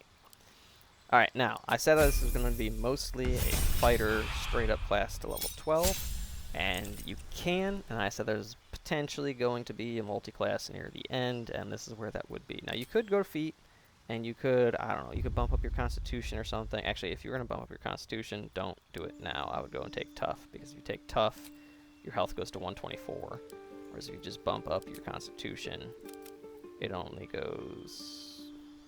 Wait a minute. 124. Tough should be bumping it up more than that. That's strange. Because Tough should be bumping it up by 24. And that should only be bumping it up by 12. That's strange. I don't know why it's doing that. Anyway, Tough will increase your health more than increasing your constitution. I don't know why that's doing that. That's weird. Maybe I have some equipment on that I'm not remembering. Anyway, you can pick another feat here if you want. I would go like Savage Attacker if you want to go here. It just makes it more likely that you roll high, especially with Great Weapon Fighting. I'm not entirely sure how they stack, but it seems like this is just going to make sure that all of your hits are going to hit hard if you have both of those on. If you already have heavy armor on, maybe you want heavy armor mastery. Just take 3 less damage from anything that's not a magical attack. Any sword, arrow, hammer, whatever melee attack, it's just going to not deal damage. It also just says non-magical attacks. I'm not sure if like fire arrows count or like bombs count, but that could be very useful. There's a bunch of feats you could take, but since I want to make these builds a little bit unique, we could just multi-class into a Barbarian. We could get Rage. We could get, yeah, just Rage. that's really all you get here. But Rage is going to give you resistance to everything that is, like, non-magical attacks, basically. So you get hit with a sword, a hammer, whatever, melee attack, you're going to take half damage while raging. If you get shot with a bow and arrow, you're going to take half damage if you're raging. So it's just going to make you a lot tankier. You're still going to take normal damage from like spells and stuff, but most damage in the game is some form of melee attack or ranged attack with a weapon, for the most part. You could dip this one in at any point, really. Probably after level 5. You don't want to prolong that first extra attack. But Rage is also going to add 2 damage to all of your attacks, which doesn't sound like a lot, but when you can attack 3 to 6 times per turn, that extra 2 damage per attack is going to add up. The resistances are going to add up. You could do this, you could do that. 12th level in Fighter, just get your feat. That's totally fine as well. But just something to think about. 1 level Barbarian just to be able to Rage, I think is a pretty nice addition for Lae'Zel. But again, you could also just say, hey, I'm just going to go Fighter all the way up. And maybe you find yourself using ranged attacks more. Maybe you just want to bump up your dexterity so that you hit more of those ranged attacks that you find yourself needing to use. I don't know. Totally up to you, though. This last level is very flexible, but you definitely want to go at least 11 levels into Fighter because you do get that 3rd attack right there with the improved extra attack. Anything else here is kind of up to you. Maybe you're using Polearms. You want to use Polearm Master to constantly get that bonus action being used. Get that 4th attack per turn, kind of. That actually wouldn't be a bad idea if you've got a good polearm. But yeah, It's a little bit of flexibility in that last level. Do what you want to do. I think it's fun to just let Lae'Zel rage and have her go into one level of Barbarian at the end. But now we're going to be moving on from Lae'Zel to her very best friend, Shadowheart. Now, slight spoilers already, I guess, because her hair. um, Shadowheart starts off the game. You find her. She's very moody and broody and has some questionable cleric worshipping traits. I don't like the trickery domain on clerics. I feel like most people don't. It's got a very specific play style that it leans into, um, which you can play. It's fine. It kind of hybridizes a little bit with like rogue or really supportive with a rogue, or just a sneaky character in general. But as far as comparing it to the other cleric subclasses, I'm not a fan of the trickery domain that she starts with. So we're actually going to make her a light domain cleric. I was debating between that and a few other things. Probably thematically, the next best one would be a life domain, which also gives you heavy armor proficiency, which is nice. Whereas light domain, the one I went with here, only gives medium armor proficiency. But the light domain gives you more spells that are not cleric spells, so it gives you a little bit more variety. It also gives you this right here, which is nice AoE damage throughout the whole game. It's very useful, which the charges for it come back on a short rest, so you can use this all the time. It's very nice. It's also guaranteed damage. They can save for half, but they are still going to take damage. It also dispels magical darkness, which is very nice for one of her character-specific encounters. But we're going to go light cleric. Similar to when I was going through Gale's spells, what you pick on level up doesn't really matter because all of these are prepared and you can always swap them out, so kind of pick what you want. Real quick, at this level, I will say Healing Word is just better than Cure Wounds, and I'm going to take a couple seconds here to explain why. So you might look at Healing Word and Cure Wounds, like, oh, well, this one does a D8 plus 3, this one does a D4 plus 3, this one heals more, so it's better. And yeah, it heals more, but Healing Word is a bonus action. This is an action. So if you're in combat and you're using these, this one takes your bonus action, and then you can still attack or cast a spell or do anything that takes an action. If you use Cure Wounds, well, now you've got your bonus action left, which leaves you a lot more limited in your choices. So, yeah, you heal a little bit more on average. I mean, they could both just hit for 4. But you're just a lot more limited afterwards.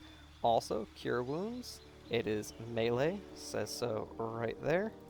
Whereas Healing Word has a range of 18 meters, which is a pretty far range. So if somebody drops down and they're in the dying state, you can pick them right back up with a bonus action at range and then finish up the rest of your turn and know that they are going to get back up on their turn, or somebody on the other team is going to have to waste their time attacking them again. And all it took you was a bonus action and not an actual action or any movement to get into melee range. So it's at range, it's a bonus action, still gets them up, and really if you're healing them when they're not down and it's only this like 4 to 7, 4 to 11 amount of healing, you shouldn't be healing, you should be attacking something. So Healing Word, just straight up better than Cure Wounds. Outside of that, take what you want. Guiding Bolt is very good. It does very nice damage for a level 1 spell, and it also gives the next attack roll advantage, which is very nice. Sanctuary is very nice. You can just target an ally with that. Boom, bonus action. They cannot take damage directly. They can still get hit by area effects like Fireball or something, but they can't be the target of an attack or a spell. Bless is very nice, gives everybody a D4 bonus on all their attack rolls and saving throws, which is very good. Like, that's honestly amazing. Higher levels you can target more creatures, but it starts off as 3 creatures. Bane, similar debuff, as Bless is a buff. It subtracts a D4 from people, but they need to fail that initial save in order for it to start working. And for a concentration spell, I would rather just know that it's going to work and buff the team rather than debuff the enemy. Which is funny because this one has to pass. It's not a concentration though. Commando, very, very powerful. You can make a target flee, move towards you, grovel, drop their weapon. You can do a select few commands, and they're all pretty good and useful. It's just a very flexible spell, very powerful spell. It's amazing. You should always have command prepared. But again, you can swap all of those out anytime you want that is not in combat. So we are just going to go over the specific ones here, and then just briefly go over a couple of spells, because again, these are all able to be swapped out at any time. Like, picture if you were a wizard, these are just all instantly added to your spell book. You can swap them all in and out whenever you want. Light Domain, you're going to get Flaming Sphere, and you're going to get Scorching Ray, which clerics do not normally get, which is part of the reason I picked this domain. Scorching Ray, very good damage. We already talked about that earlier in the video. Multiple attacks. Flaming Sphere, it is concentration, which is its weakest point, but you conjure up a big flaming rock, and it can just roll around and attack people, and it can soak up some damage because it gets resistant to a lot of damage. So very, very nice. As far as your regular spells, if you have any familiars or animate undead or even Flaming Sphere, Aid gives 5 extra hit points to everything, which means like right now Shadowheart has 27 health. If I use Aid, it'll bump that up to 32 until a long rest. Even if they go down, even if Shadowheart goes down, this just gives them 5 additional max hit points, which is very nice. As you upcast it, it does an extra 5 per slot. Enhance ability, very nice. Early game, it's going to feel like you're wasting a spell slot when you only have up to level 2 spell slots. But as you get later and later in the game, getting advantage on ability checks is very, very nice. Hold Person, very, very nice. Just completely locks down a person, and then other people can just wail on them. Very good. This one has some niche uses. I would probably, if you have room to keep that prepared, keep it prepared, because if you don't know when you're going to need it, it's very nice to have it, particularly for getting rid of paralysis. Blindness is pretty good too, but mainly for the paralysis removal. Prayer of Healing, I wouldn't use it, because you can only use it outside of combat, and you have so many health potions in the game. Just use some health potions. I would not ever really use this. Silence is very good, but make sure you don't counteract your own mages. Spiritual Weapon is very nice, especially early game. It is a bonus action, does not require concentration, and you just pop out a floating weapon that can move around and attack people. The only downside to this one is it doesn't move very far. So once it's done with one target, it cannot move on to another target very easily unless it is very, very close to the target it was just dealing with. Which also means here at level 3, you can just go, boom, main action, conjure up a big flaming ball, bonus action, conjure up a weapon, and then you've got 2 things running around that can deal damage for you every turn. Except this one's concentration, so it might not last very long. And Warding Bond is very good. It adds 1 AC to the target, and then they will take half damage, and then Shadowheart will take half the damage. So it kind of splits the damage between you two. It's nice. It can backfire. It's very powerful, but also something you should be careful about when you use it. Alright, moving on to level 4, we're going to get a feat. Now, unlike the last 2 people, these are, you just need to get some feats here. Cantrips. I would recommend Thaumaturgy if you don't already have it. If you're going to be persuading people with Shadowheart, this is amazing. If you're not going to be using Shadowheart to persuade people, then you've got Enhance ability that you can give other people advantage on. First off, though, the cantrips that you start with at level 1, you should absolutely take, I cannot think of the Guidance. Guidance and Resistance are very good, more so Guidance. Blade Ward can be very helpful. Produce Flame, they're all very good. But I would take Sacred Flame at the beginning of the game just so you have a consistent ability to attack. And then Guidance so that you can give that boost to everybody else. The other ones are all just kind of up to you. Produce Flame can be useful, but it doesn't scale up that fire damage like other cantrips scale up their damage, so it's fine early game, but it falls off. Feats, we are absolutely going to be increasing Wisdom. It's going to just make all your spells harder to resist, and that's always a good thing. Alright, Cleric level 5. We get Destroy Undead, so our ability to turn undead will now deal damage and make people not just run away, but also take that damage. It's very good. We also get Daylight and Fireball, always prepared. So clerics, they get attack options. Like, you've got Guiding Bolt, you've got, Flaming Sphere is specific to this one. Anyway, you get attack options with clerics, but nothing like a Fireball. So it's cool to just have extra damage coming in. Daylight, when it's useful, it's very useful. It's just not very often that it's useful. There's a fight in Act 3 where this just turns it, I don't want to say into easy mode, but it makes it significantly less challenging if you have the Daylight spell ready to go. Spirit Guardians is an absolutely amazing spell. I would definitely take that one right away at level 5. Does 3d8 damage. Things can save to take only half damage, but it just goes around Shadowheart, and anything that enters the area, whether they walk into it or you walk into them with it on, they will take that damage. They can cut it in half, but they're still going to take some amount of damage. So there's some really weak enemies where it'll just auto-kill them, and it's very satisfying. Remove Curse doesn't have a lot of times it's useful, but the times that it is useful, it's amazing. Revivify, I probably wouldn't get just because you can get Revivify scrolls, and I don't think I've ever ran out of them, so I would probably just use the scrolls. There's an amulet to cast Speak with Dead that you find pretty early on in the game, wouldn't bother with that. Mass Healing Word is great. If you've got more than one person downed, this will pick them both up, or all three up potentially if you're having a really rough time. This also affects other allies that are not in your party, like NPCs. It will affect anything that you've conjured that's not an undead, so it'll heal familiars. If you've got a Beastmaster Ranger, it'll heal up his stuff. I think it heals up the Flaming Sphere. I think that counts as a construct, though, so maybe it doesn't. But I know it'll heal up if your allies have Conjure Elementals, or Minor Elementals, or Woodland Beings, or whatever. It will heal them as well, which is very, very nice. The other thing is there are a few items in the game that you get pretty early on that have effects like when you heal something, give them this bonus effect as well, and this can just be a way to mass apply those effects.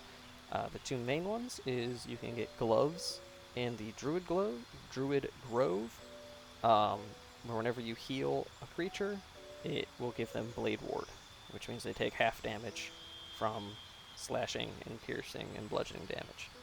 And there's another thing, you can get a ring, also pretty early, Act 1, less than halfway through Act 1 at least, where whenever you heal something, it grants them Bless.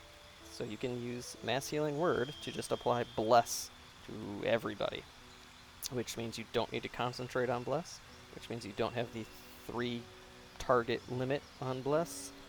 It has a much bigger range, and if you have multiple NPC allies, they will all get Bless as well, and it's great just for applying those effects. It's great.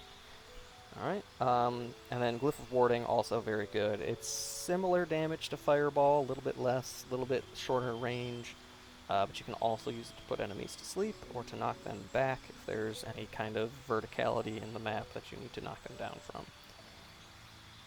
Bestow Curse can be nice, but I'm not a big fan personally. Maybe you will think differently. I don't know. It's nice you can apply various debuffs to them. Beacon of Hope, it's just whenever you heal somebody, it's going to heal the max amount. So instead of healing like a d4, it just straight up does 4. They also gain advantage on saving throws against death saves and wisdom saves. So it's nice. It's not amazing. If it wasn't concentration, I would say yes, absolutely take it. Like if it just happened and then it lasted 10 turns, I'd be like, yeah, take it. But the fact that you need to concentrate on it, it makes it a little bit more iffy. Alright, moving on.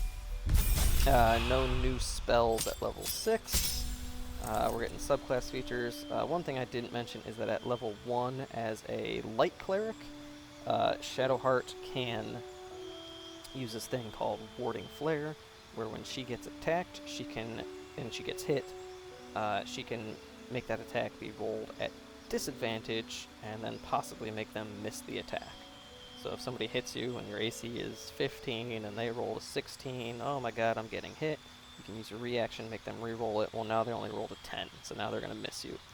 Improved Warding Flare lets you do that whenever an ally gets attacked. Again, so that uses your reaction, so you can only use that once per turn round. So you can't use it every single attack, but you can use it once per, like, every time Shadowheart gets a turn, it resets. Alright, level 7, we get level 4 spell slots. So as a light cleric, she's getting Wall of Fire, very big damage and a very big AoE, and it stays out. It is concentration, so make sure you're not concentrating on something else before using it. It ends early. And then she also gets Guardian of Faith, which is, you summon up a thing, this Guardian of Faith. It's this big golden yellow glowing thing, like a knight, and he will attack things that get close to it, and it will deal, I believe, 20 damage, and I think they can save to take half damage. But whenever he deals damage, it does the same amount of damage back to him. He starts off with, I believe, 60 health, so once he's done 60 points of damage cumulatively, he goes away. People can also attack him, which can make him go away before he does that 60 health, but if they attack him, they're not attacking you, so it's also still defensively beneficial. Freedom of movement's nice, can't be paralyzed, which is the main reason to use it. Death Ward is also very nice. If you know somebody's about to go down, you can cast that and then they will not go down. This is very helpful in a couple of situations where you have to protect certain NPCs that are dumb and get themselves killed. This will make it so that they cannot get killed. That doesn't happen a whole lot in the game, but it does happen. And Banishment, you can just make people go poof, and they go away for 2 turns. Again, they're all always options. Prepare whichever one is your personal preference. As a subclass, you get Potent Spellcasting, so you can add your Wisdom modifier to Cleric Cantrips, which for us is just going to be Sacred Flame. So we get to add our Wisdom modifier to that, which as of this level is 5, so now whenever we use Sacred Flame, it's an additional 5 points of damage. And with our Wisdom going up, Sacred Flame is also going to be 5% more likely to actually hit. Level 9, we get these 2 spells always prepared. So we get Flame Strike, which is big damage, 10 to 60 damage. Half of it's going to be fire damage, half of it's going to be radiant damage. And it's just this big pillar that goes, burns people, radiates people. It's nice damage.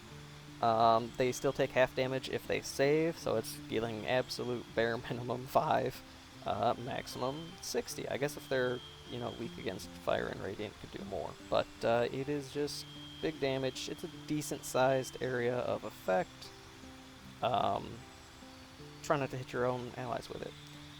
Very similarly, Destructive Wave, exact same amount of damage, except this one is focused around you. So it's centered on Shadowheart, but does not hurt Shadowheart. It does say nearby creatures, so it can hurt allies if they're around you. The difference between the two, you know, this one is ranged, this one is melee, sort of. It's centered on you. Whereas this one you get to pick a point that it's centered on. This one will knock them prone, though, which could make this preferable. Again, same damage. This one's just maybe a little bit harder to position and will knock them prone. So it's like a little pro-con right there for that one. As far as your normal spells, Greater Restoration is great for getting rid of Charm and Petrification. Stun doesn't happen a whole... Actually, Stun does happen a lot when you get really late game. But yeah, Greater Restoration, if you can afford to squeeze that in, I would definitely squeeze that in. Mass Cure Wounds, probably not. Mass Healing Word also does AoE heals. This does deal significantly more healing. Maybe it's worth grabbing, but it's also a level 5 spell slot, so I feel like level 5 spell slots you can use better choices than that. Planar Binding, I think we talked about earlier in the video when we were on Gale. You can just take a creature that is hostile towards you, that is a Celestial, Elemental, Fey, or Fiend, which they get pretty frequent late game, especially Fiends in one select area. Elementals, people summon Elementals quite a bit late game. Celestials and Fae, not so much, but Fiends and Elementals, definitely see them quite a bit. But yeah, it just turns them into an ally for you for as long as you can concentrate on it, or 10 turns, whichever happens first.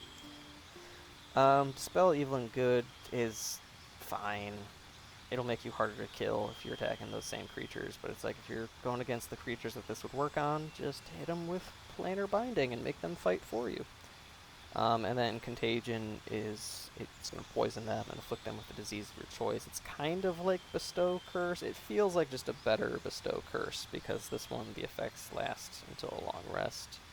A little bit different effects, but it's solid, but I would keep this one, and this one would be my top 2 picks.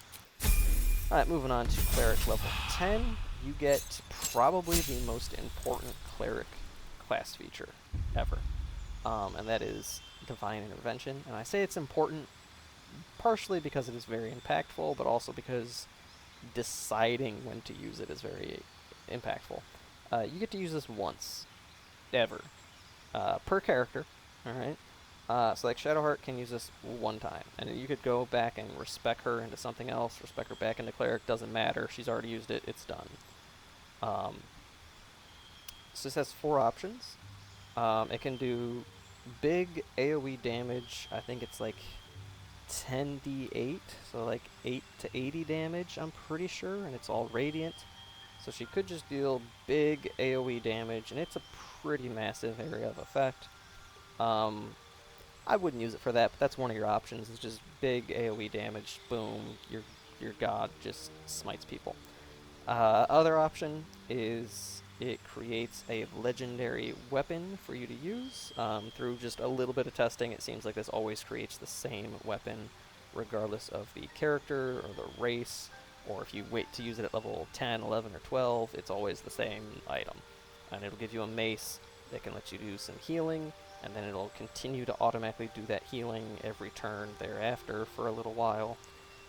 It's not a lot of healing, but it adds up over the course of time, so if people are downed, it'll constantly be bringing people back up. It also does like a +3 to damage. It's alright. It's not what I would go with on this, because there are better, I think, legendary weapons that you could pick from. But if you can't find any of those, or if you just want to have maybe a hireling use it to make that weapon, you could do that too, whatever. And then your other 2 options are you can get a chest filled with a bunch of really high-tier potions and camp supplies. It'll give you enough camp supplies for like a long rest, maybe 2. I don't remember off the top of my head, not the greatest. And it does have some potions. I think it's got a couple of potions of speed. Resist all potions. It's okay. The thing I would use it for is when you are really in a pinch. The last effect is it heals everybody as if they got a long rest, and it will also bring, I think anybody who's not downed, it brings them up like they had a long rest. Anybody who is downed or dead, I think it revives them and pops them back up to half health, and I don't know if they get the full long rest effect, but it's like a full combat reset. It's like you're in the middle of a long fight that you think you're losing, you use that, boom, you guys are all at full health, full spell slots ready to go. And there's like 2 or 3 fights in the game where that's very useful, and then the rest where it's like, you kind of wasted if you use it there, but that one is what I would use probably in like the last fight of the game, just because that one can drag out, and you might not get the long rest ahead of time. Alright, and then level 11 we get our level 6 spell slots. I would go with Planar Ally. This one lets you pick either a Genie, a Cambion, or a Deva to summon. The Deva does pretty good single target attacks, single target damage. The Cambion can charm and then deal pretty big single target damage. The Genie does consistent small AoE, like the area is small but the damage is solid. He does a consistent AoE damage every turn. Does a little bit of crowd control for knocking people back every turn. I would summon the Genie with this almost every time. You get to summon a Genie, and he gets to fight with you, and he's very tanky. He has like 160 health or something. It's crazy. Hero's Feast is also okay. You get to make wisdom saves with advantage, which can help out a lot. It increases your health. I don't think it increases your health by a whole lot. I think it's like 12 health or something. It's not crazy. It's fine. Combining that with aid on like a group of conjured minor elementals or even find familiars can make them very tanky compared to what they should be, so they can last a lot longer. But yeah, heal is cool, I guess. Just 70 healing, just boom, 70 done. I mean, yeah, somebody goes down or they're about to go down. I mean, that could get them almost to full health. I mean, Shadowheart at level 11 here only has 91 health. So that's basically a full heal. Harm, opposite of heal, just big damage. You want to heal for 70, this is going to hit you for 70, potentially. But it cannot kill them. This will deal a lot of damage, but this will not ever kill something, which could be better. And it's also going to reduce their maximum hit points by the same amount of damage that it deals. Create Undead, this power, it's not, or this spell, it's not that this spell is terrible, it's just compared to other things that take the same amount of resources, it's terrible. I think any of the 3 planar allies are going to be better than the Mummy. And if you have Animate Dead, casting that at level 6, I feel like is better than Create Undead. I just wouldn't take it. There is an item in the game in Act 3 that lets you cast it through the item, and that's really the only time that I would use it. Blade Barrier, it's gonna create a big wall, and it's gonna be just damaging people. It's cool, but I don't think it's worth a level 6 spell slot. And then lastly, you're gonna get to level up and get a feat at 12. There's a few feats you could grab here. I would probably go with Warcaster. It's going to give you advantage on saving throws to maintain concentration. So it's whatever your constitution is, you get to roll twice and then add your bonus there. In a similar manner, Resilient is going to let you add your proficiency bonus to those same saving throws. There are a lot of concentration spells in the Cleric spell list, so being able to hold your concentration on them is very nice, very important. So I would go with one of those two. If your constitution prior to this is already at an odd number, I would definitely take Resilient Constitution over Warcaster, just so you could bump that up and get some more health. Like right now, that's not adding, it shouldn't be adding health until it goes up 1. I don't know why it's doing that. Anyway, yeah, if this is at an odd number, definitely take Resilient Constitution. It's going to let you add your proficiency. It's going to be great. If you're at an even Constitution, I would just take Warcaster. It's going to make your concentration spells harder to fail. And again, Lucky is always nice to take as well. And if you just really want to not miss crossbows, you could bump up your dex. I don't know. I wouldn't really bump up anything else over here. Alright, and that is it for Shadowheart, and we are now going to be moving on to Wyll, the Blade of the Frontiers. Alright, so Wyll starts off as a Warlock. So his starting stats over here, all you really need for this multi-class setup is Charisma. You don't need anything else to be super high. Now I am going to put Constitution pretty high, because I want him to have a lot of health, and Dexterity pretty high, because he's only going to be proficient in medium armor, so I do want that +2 to Dexterity. So I'm going to keep that at 14. Strength, you don't need Strength on this build. And then we just don't want those to be negative. So I'm going to keep those at 10 and 10. Alright. For spells, as a Warlock, once you pick a spell, you are locked in, so it's a little bit more important than the other classes where you can swap them in and out. So, level 1, I stuck with his base ones, which you can replace those every time you level up, so you can replace them a little bit. But the thing with Warlocks is their spell slot levels will always go up as you level. So like right now, they're at level 1. When I get to level 3, my Warlock spell slots just improve to level 2. So they are all now level 2 spell slots. I no longer have level 1 spell slots, they will all become level 2 spell slots. Alright. So, some spells, which are great at level 1, maybe you're not going to be like, oh, I shouldn't waste a level 3 spell slot on that. Alright.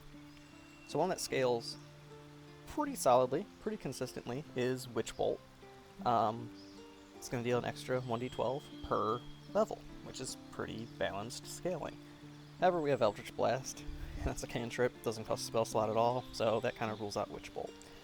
The only exception to that is if something is weak to lightning damage, which does pop up pretty, not super common, but it does pop up from time to time that things are weak to lightning damage. It's very nice in those situations. But overall, like, these spells are not super critical. I'm gonna go with Command, just because it's good. Just like, this is a good spell. You could also go with Hellish Rebuke.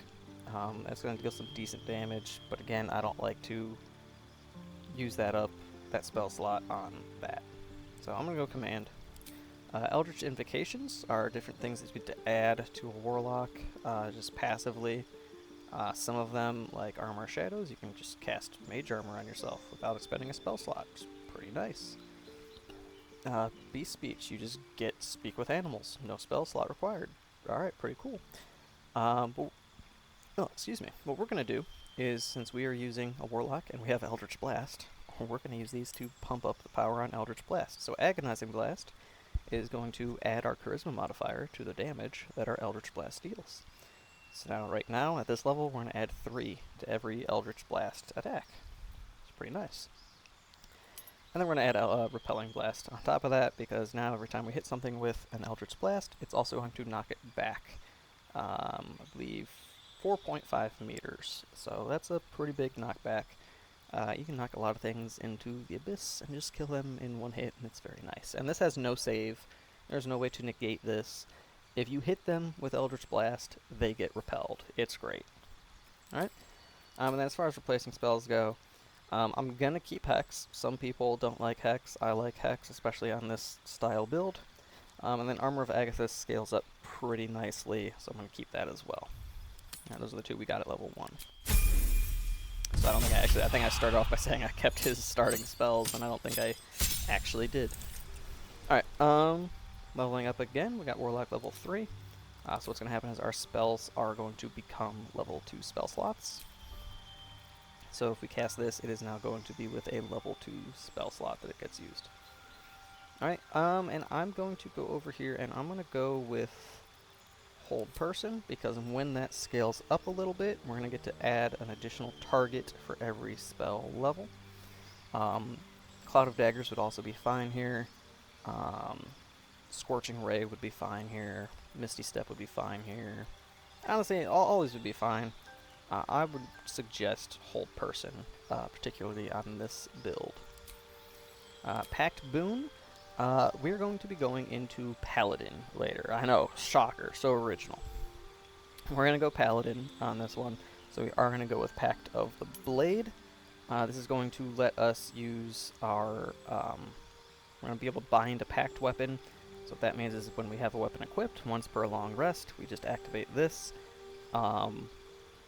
We become proficient with it, no matter what it is, so it doesn't even have to be anything that Warlocks are proficient with. And we become proficient with it, and whenever we attack with it, we get to use our Charisma modifier instead. Sorry, that one's over here. So we can attack with Charisma instead of Strength, which is why we do not need to worry about Strength on this build. So we can just smack people with a weapon, use Charisma. Smack people with an Eldritch Blast, use Charisma. There is no other stat needed for this guy's attacks. Alright, moving on. We got Warlock level 4. Alright. We can add a cantrip. I'm going to add in Friends. We have Eldritch Blast and Minor Illusion right now. We're going to use Friends just because you can help get advantage on those Persuasion or Deception checks. I believe it's anything with Charisma. Yeah, any Charisma check. So Performance, Persuasion, Intimidation, Deception. Get advantage on it. Now, things will recognize that you enchanted them after the fact, but sometimes that just does not matter. For spells, again, these are all going to be cast at the highest level we are able to cast them. I like Scorching Ray, but Eldritch Blast is eventually going to be dealing kind of more damage than that. I don't want to waste a spell slot on something that deals basically the same amount of damage. Darkness can be very good for blocking people's view. I think I am going to go with darkness. I'm not going to change anything out. And then for feats, we are absolutely going to bump up that charisma. Alright, now, this level is important because I don't know if this level is going to change. So currently, let me just walk through this real quick. So your class feature right here is Deepened Pack. Okay? Pleased with your service, your otherworldly patron added new bonuses or new boons to the terms of your pact. Blade Pact holders gain an extra attack. Excuse me, gain an extra attack with their packed weapon. Then the other one's death. So we are this one. Meaning, once we use this thing here to bind a weapon to us, we can be proficient with it or not. We're now proficient with it, and it is our packed weapon, and we can use charisma to attack with it. Now when we use that weapon, this allows us to attack an extra time with it. Now in the base tabletop Dungeons & Dragons game, this does not stack with extra attack from other classes, which also don't stack with each other. So if you were like 5 levels of fighter, you get extra attack. If you're 5 levels of ranger, you get extra attack. If you get 5 levels of each, that extra attack does not stack together. Alright? And in tabletop D&D, this one doesn't stack either.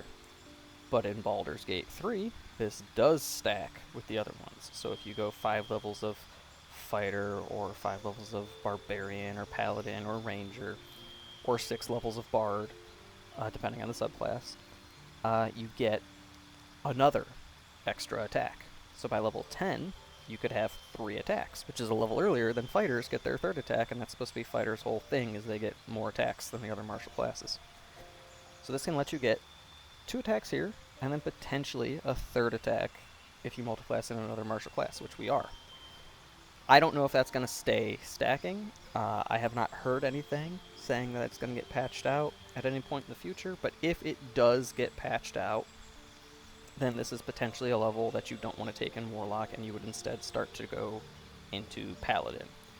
And the trade-offs there, if you keep this level in Warlock, alright, the benefits, like ignoring this, if this goes away and you don't get to get that 3rd attack stacked, if it gets patched out, which I don't know if it is, if you keep this level anyway, you get access to 3rd level spells, such as Counterspell, Fireball, Hunger of Hadar is a good one, Hypnotic Pattern is a good one, Remove Curse, Stinking Cloud is good, Vampiric Touch can be good, I guess.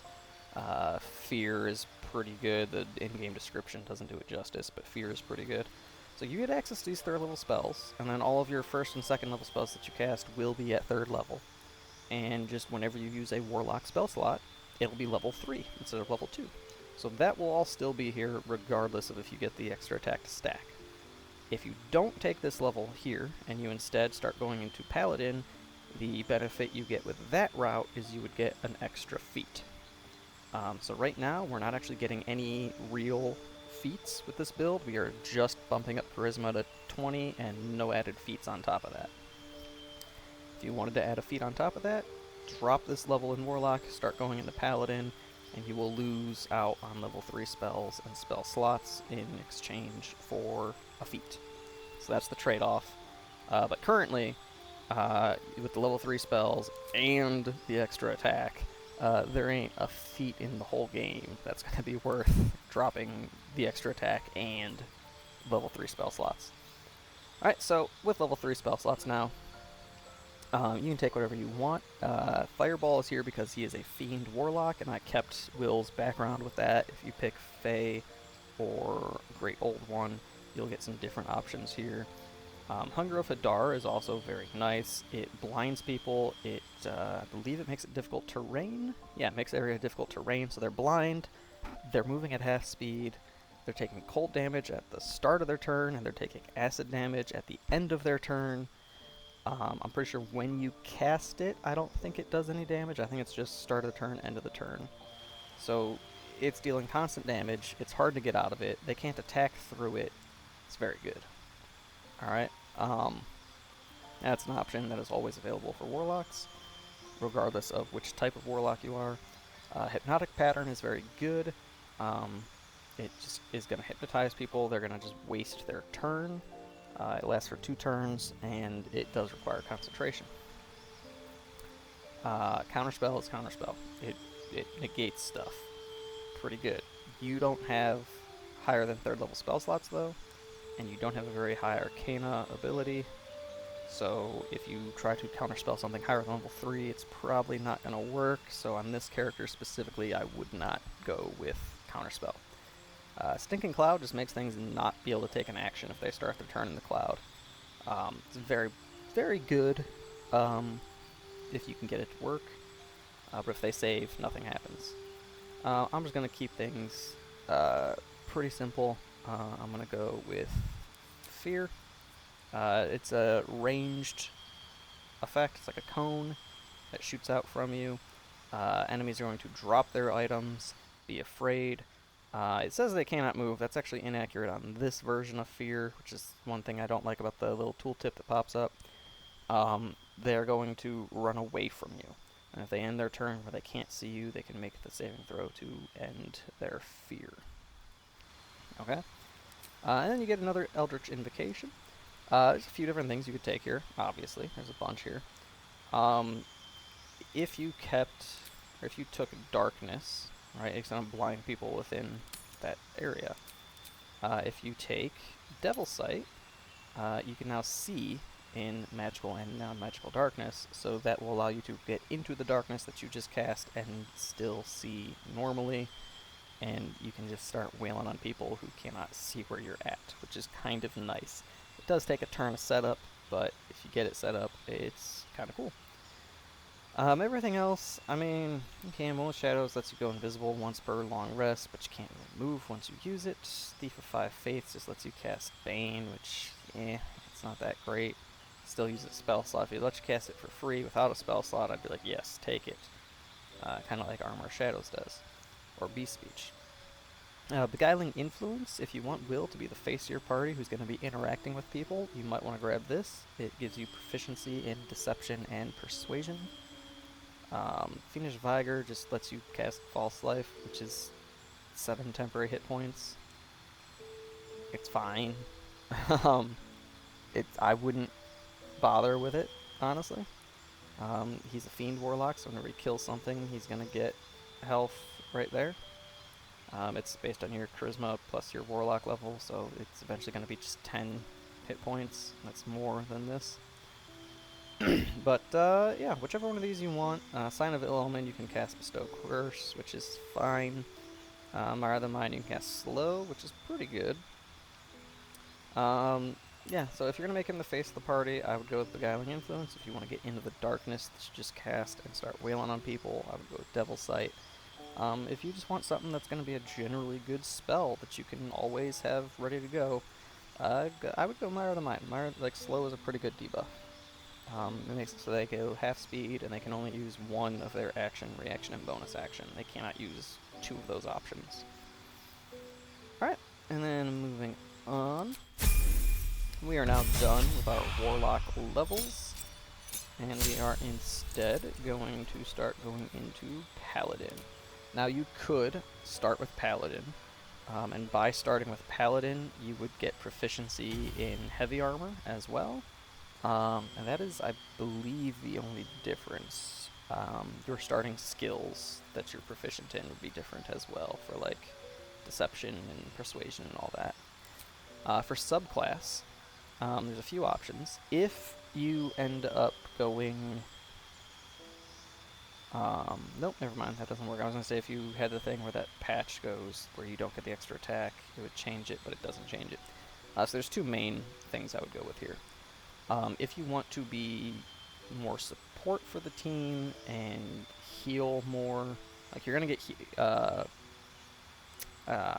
Lay on Hands. Where is it? Right here. And that's going to let you heal people. You're going to get Divine Sense. You would use a bonus action. You get advantage on attack rolls against Celestials, Fiends, and Undead, which there are a lot of in the game, especially Undead. And then Healing Radiance is something you get from your subclass. So you could either go... You want to be more support? I would do this, Healing Radiance. Oath of Devotion, you get, an ally gets an aura and it deals 1 to 4 radiant damage to anybody who hits them. It's not going to deal a whole lot. It only lasts for 2 turns. It's 1 to 4. They have to hit them with a melee attack. Can't be a ranged attack. Has to be that one ally. It's not going to do a whole lot. Oath of Vengeance, you can do this thing right here. You or an ally's weapon attacks deal an additional 4 radiant damage. I believe that's based on your charisma modifier. Yeah, I think that damage is based on whatever your charisma modifier is. If this was an AoE and it affected all of your allies' damage, even if it was a small AoE, that would be amazing, and I would say go with this. If you're going to be support, go Oath of Ancients. You'll get this right here, which I forget how the healing scales. I know it goes up as you level. It might actually just be character level, like your total. No, because that'd be 6, not 7. Anyway, it does an AoE heal. It's not a huge area effect, but if you've got another melee character, they're probably going to be in range.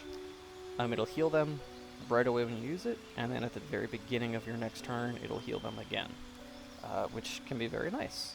If they're about to go down, maybe it prevents them from going down, or if they do drop down, then that gets them back up, and they go down again, and then at the beginning of your turn, boom, they pop back up again automatically.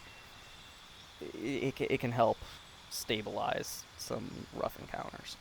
And if you want to go damage, rather than support, I would say go with the Oath Breaker, which I can't show from this screen, but I'll show in a little bit. An Oath Breaker, I don't remember what they get at the beginning here. The main reason Oathbreaker is the more damaging subclass is because of an effect it gets at level 7, which for us is total level 12. So I'll get to that in a little bit. We're going to keep on moving on. We're going to go with Oath of the Ancients first. If we're going to go damage, it's actually not going to pay off damage-wise until later on.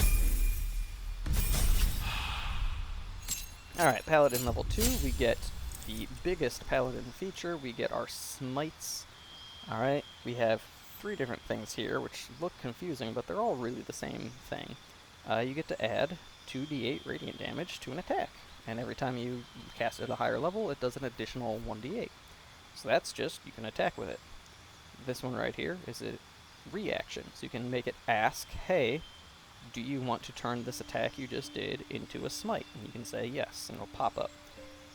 This one is the exact same thing, but it'll only pop up when you critically hit somebody. So whenever you land a crit, this will pop up and be like, hey, you just landed a crit, congratulations. Do you want to turn that crit into a smite? Because then you'll get to deal extra damage, and that 2d8 will actually be a 4d8. You can be like, hell yeah, that's a lot of damage. And it does an additional 1d8 to fiends and undead. So I mean, this is really useful against those enemies. So this is just, you can just attack with it. This will ask you if you want to turn an attack into a smite, and this will ask you if you want to turn a critical hit specifically into a smite so it doesn't pop up every single time and annoy you. Now as for your spells, I'm pretty sure paladins are prepared ones where you can just swap them in and out all the time. Kind of like druids and clerics. We'll get into that actually when we get down here. So next we're going to go down to fighting style. You can go defense, where if you have armor, it will give you 1 more AC. Dueling, if you have a one-handed weapon and no other weapon, it'll give you 2 extra damage. Right weapon, if you roll a 1 or a 2, it'll re-roll it. And then protection, if you have a shield, you can make an attack on an ally, have disadvantage against them. All personal preference. I like using a shield and 1 weapon on this one, so I don't like going great weapon fighting. I honestly just like going defense. Just solid, he's going to get that extra AC all the time. It's consistent, and I can change up my weapons as I get different stuff throughout the levels, and not have to worry about it affecting my damage. Just, he's going to be wearing armor, it's going to work. Preparing spells. Command, again, very nice. We already talked about that a couple of times in this video. The other smites here that are not the standard Divine Smite, they have their uses, but I'm usually not a big fan of them. Thunderous Smite, in addition to dealing extra damage, first off, the damage is only 2d6 instead of 2d8, so it's a little bit less damage. But in addition to the damage, it's going to knock people away 3 meters, it's going to do a pushing effect, and it's also going to knock them prone. Alright? You've got Searing Smite, which does do 1d6. Alright? only does 1d6, but then it takes an additional 1d6 of fire damage every turn. So it's like he's getting lit on fire when you hit a target with that. And then you've got Wrathful Smite. It's going to deal 1d6, but then it's going to potentially frighten the target, meaning that they're going to have, or you're going to have advantage on it, and he's not going to be able to move, which can be very helpful. You can also grab Divine Favor. Your weapon attacks deal an additional 1 to 4 radiant damage. This is a bonus action. It's going to make all of your attacks deal that extra damage. Could be very useful long term if you activate it early. Heroism. Going to make yourself or a target immune to Frighten. Give him some temporary hit points. It's alright. It's a nice little buff. Bless. Very good buff. Grab it if you don't want any other concentrations. Compel Duel, just going to make an enemy attack you and only you, can't attack other things. It's like a hard taunt. Shield of Faith, +2 armor class, +2 AC, it's concentration as long as you can hold it. Protection Good and Evil, it's going to make things not be able to charm, frighten, or possess them. And they have disadvantage on attacks when they're attacking your target. So I'm going to go with the ones that are just good there. I'm going to go with that one because it's knockback. That's really the only other smite that I like grabbing. It's not like the main smite. Alright, Paladin level 3. You're going to get some class features. You're going to get Divine Health. You can't be poisoned. It's pretty nice. You're also going to get some stuff here. So you're going to get Nature's Wrath. You're going to be able to restrain an enemy. That's going to use up a Channel Oath charge. Then you're going to get Turn the Faithless, Turn Nearby Fae and Fiends. They're forced to flee, can't come close to you. So that one is alright. And then you get 2 Oath spells that are just something you always know. Those are from my subclass, Oath of the Ancients. And so Speak with Animals is just always there, which is nice, which kind of would be nice to know earlier on with the Warlock stuff so you don't accidentally take Beast Speech and this. And Prepared Spells, I don't really care right now. We're not picking this class for the spells. Paladin level 4, you get an extra charge of your Lay on Hands, so you can heal people. Feats, we're going to go Ability Score Improvement and Charisma all the way up. So now our Charisma is maxed. Paladin 5, we get some level 2 spell slots, and we also get extra attack, meaning at level 10 now, we have an extra attack from Warlock and an extra attack from Paladin, and they do stack. Again, I do not know how long that's going to stay in the game, or if it's going to stay in the game. It might not. I don't know. As far as level 2 spells, Branding Smite does radiant damage, and it is going to prevent a target from turning invisible. Unless you've gone through the game already and you know specifically which targets can go invisible, it can be kind of hard to tell if that's going to be worthwhile. There is one fight pretty late in the game in Act 3 where that would be very useful to not be able to turn invisible. But that's also on a target that you can persuade to help you and not be on the enemy's team. So, all in all, I wouldn't say this one's really worth it. Aid is kind of nice. Just give everybody around you 5 extra hit points. If you don't have a cleric to cast that, it can be very beneficial, especially on Find Familiar type creatures. Restoration, also very good, particularly for paralysis. Magic weapon, I don't know if you can use that on an already magic weapon. Haven't tried it because it's concentration, and I don't think that that is really worth concentration. The majority of our spell slots are going to be spent on using Divine Smite. So, the spells we have here, not super important. And then Paladin level 6, we get this right here. We get Aura of Protection. This one is amazing. Ignore that +0. That is an error in the pop-up window. So what this should be is +5. Alright, it's going to add your Charisma modifier to saving throws. And that is all saving throws. So if you get hit with Fireball and you didn't make a Dexterity saving throw, boom, add 5 to whatever you're normally adding. If you were trying to, or if somebody's trying to charm you and you need to make a Wisdom or a Charisma saving throw, boom, add your Charisma again to whatever that is. Even if the saving throw is already Charisma, you just add it a second time in that instance. And this doesn't have a huge area effect. It's only 3 meters. But if you've got another melee person with you, or if you're just sitting back Eldritch Blasting because you are still a Warlock with Agonizing Blast, dealing +5 on top of the rolls, you could sit back and just Eldritch Blast, and whoever's next to you as another ranged person, they will also get this benefit. Or if you're up in the front in the thick of things and you're Eldritch Smiting, or not Eldritch Smiting, Divine Smiting everything, this will help your melee people get +5 to all saving throws. All saving throws. It is amazing. Alright. And that one you need to hit it once, and then it just stays on until your character dies, I think. I think even, like, you can go through long rests, then pop back up, and then it's still fine. Alright, and then at level 7, you get a subclass-specific aura. Except Oath of Vengeance, I don't think they get an aura. I think they get... Nope, never mind. It's Oathbreaker, which is the thing I'm going to talk about in just a second. Aura of Warding is the one for Ancients. You and any nearby allies, same aura, 3 meters. You only take half damage from spells. It disappears if you fall unconscious. I'm not sure the other one disappears at unconsciousness, but this one does. So let's say you have that first aura, right? And you get to add your charisma modifier to any saving throws. Let's say an enemy mage hits you with Fireball, max damage. Oh my god, 48 points of damage.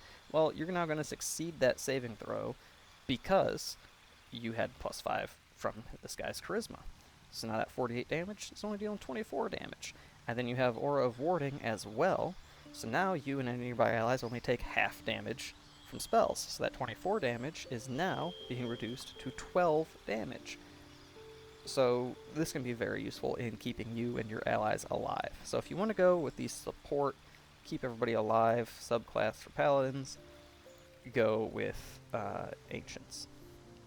Now, for Vengeance Paladins, instead of getting an aura like this, instead, Vengeance Paladins get a thing where whenever you attack somebody, I believe it has to be with a weapon attack, you get to add your charisma to the attack.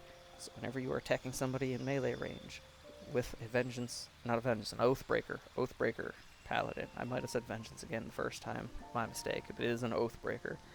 If you attack somebody with a weapon, with an Oathbreaker Paladin, you get to add your charisma to that attack on top of what you're already doing. So as a Pact of the Blade, Vengeance, I did it again, as a Pact of the Blade Oathbreaker, you'd be adding your charisma twice. So every melee attack would be dealing a minimum 10 damage added on here, plus whatever your dice roll is, plus whatever enchantment is on your weapons.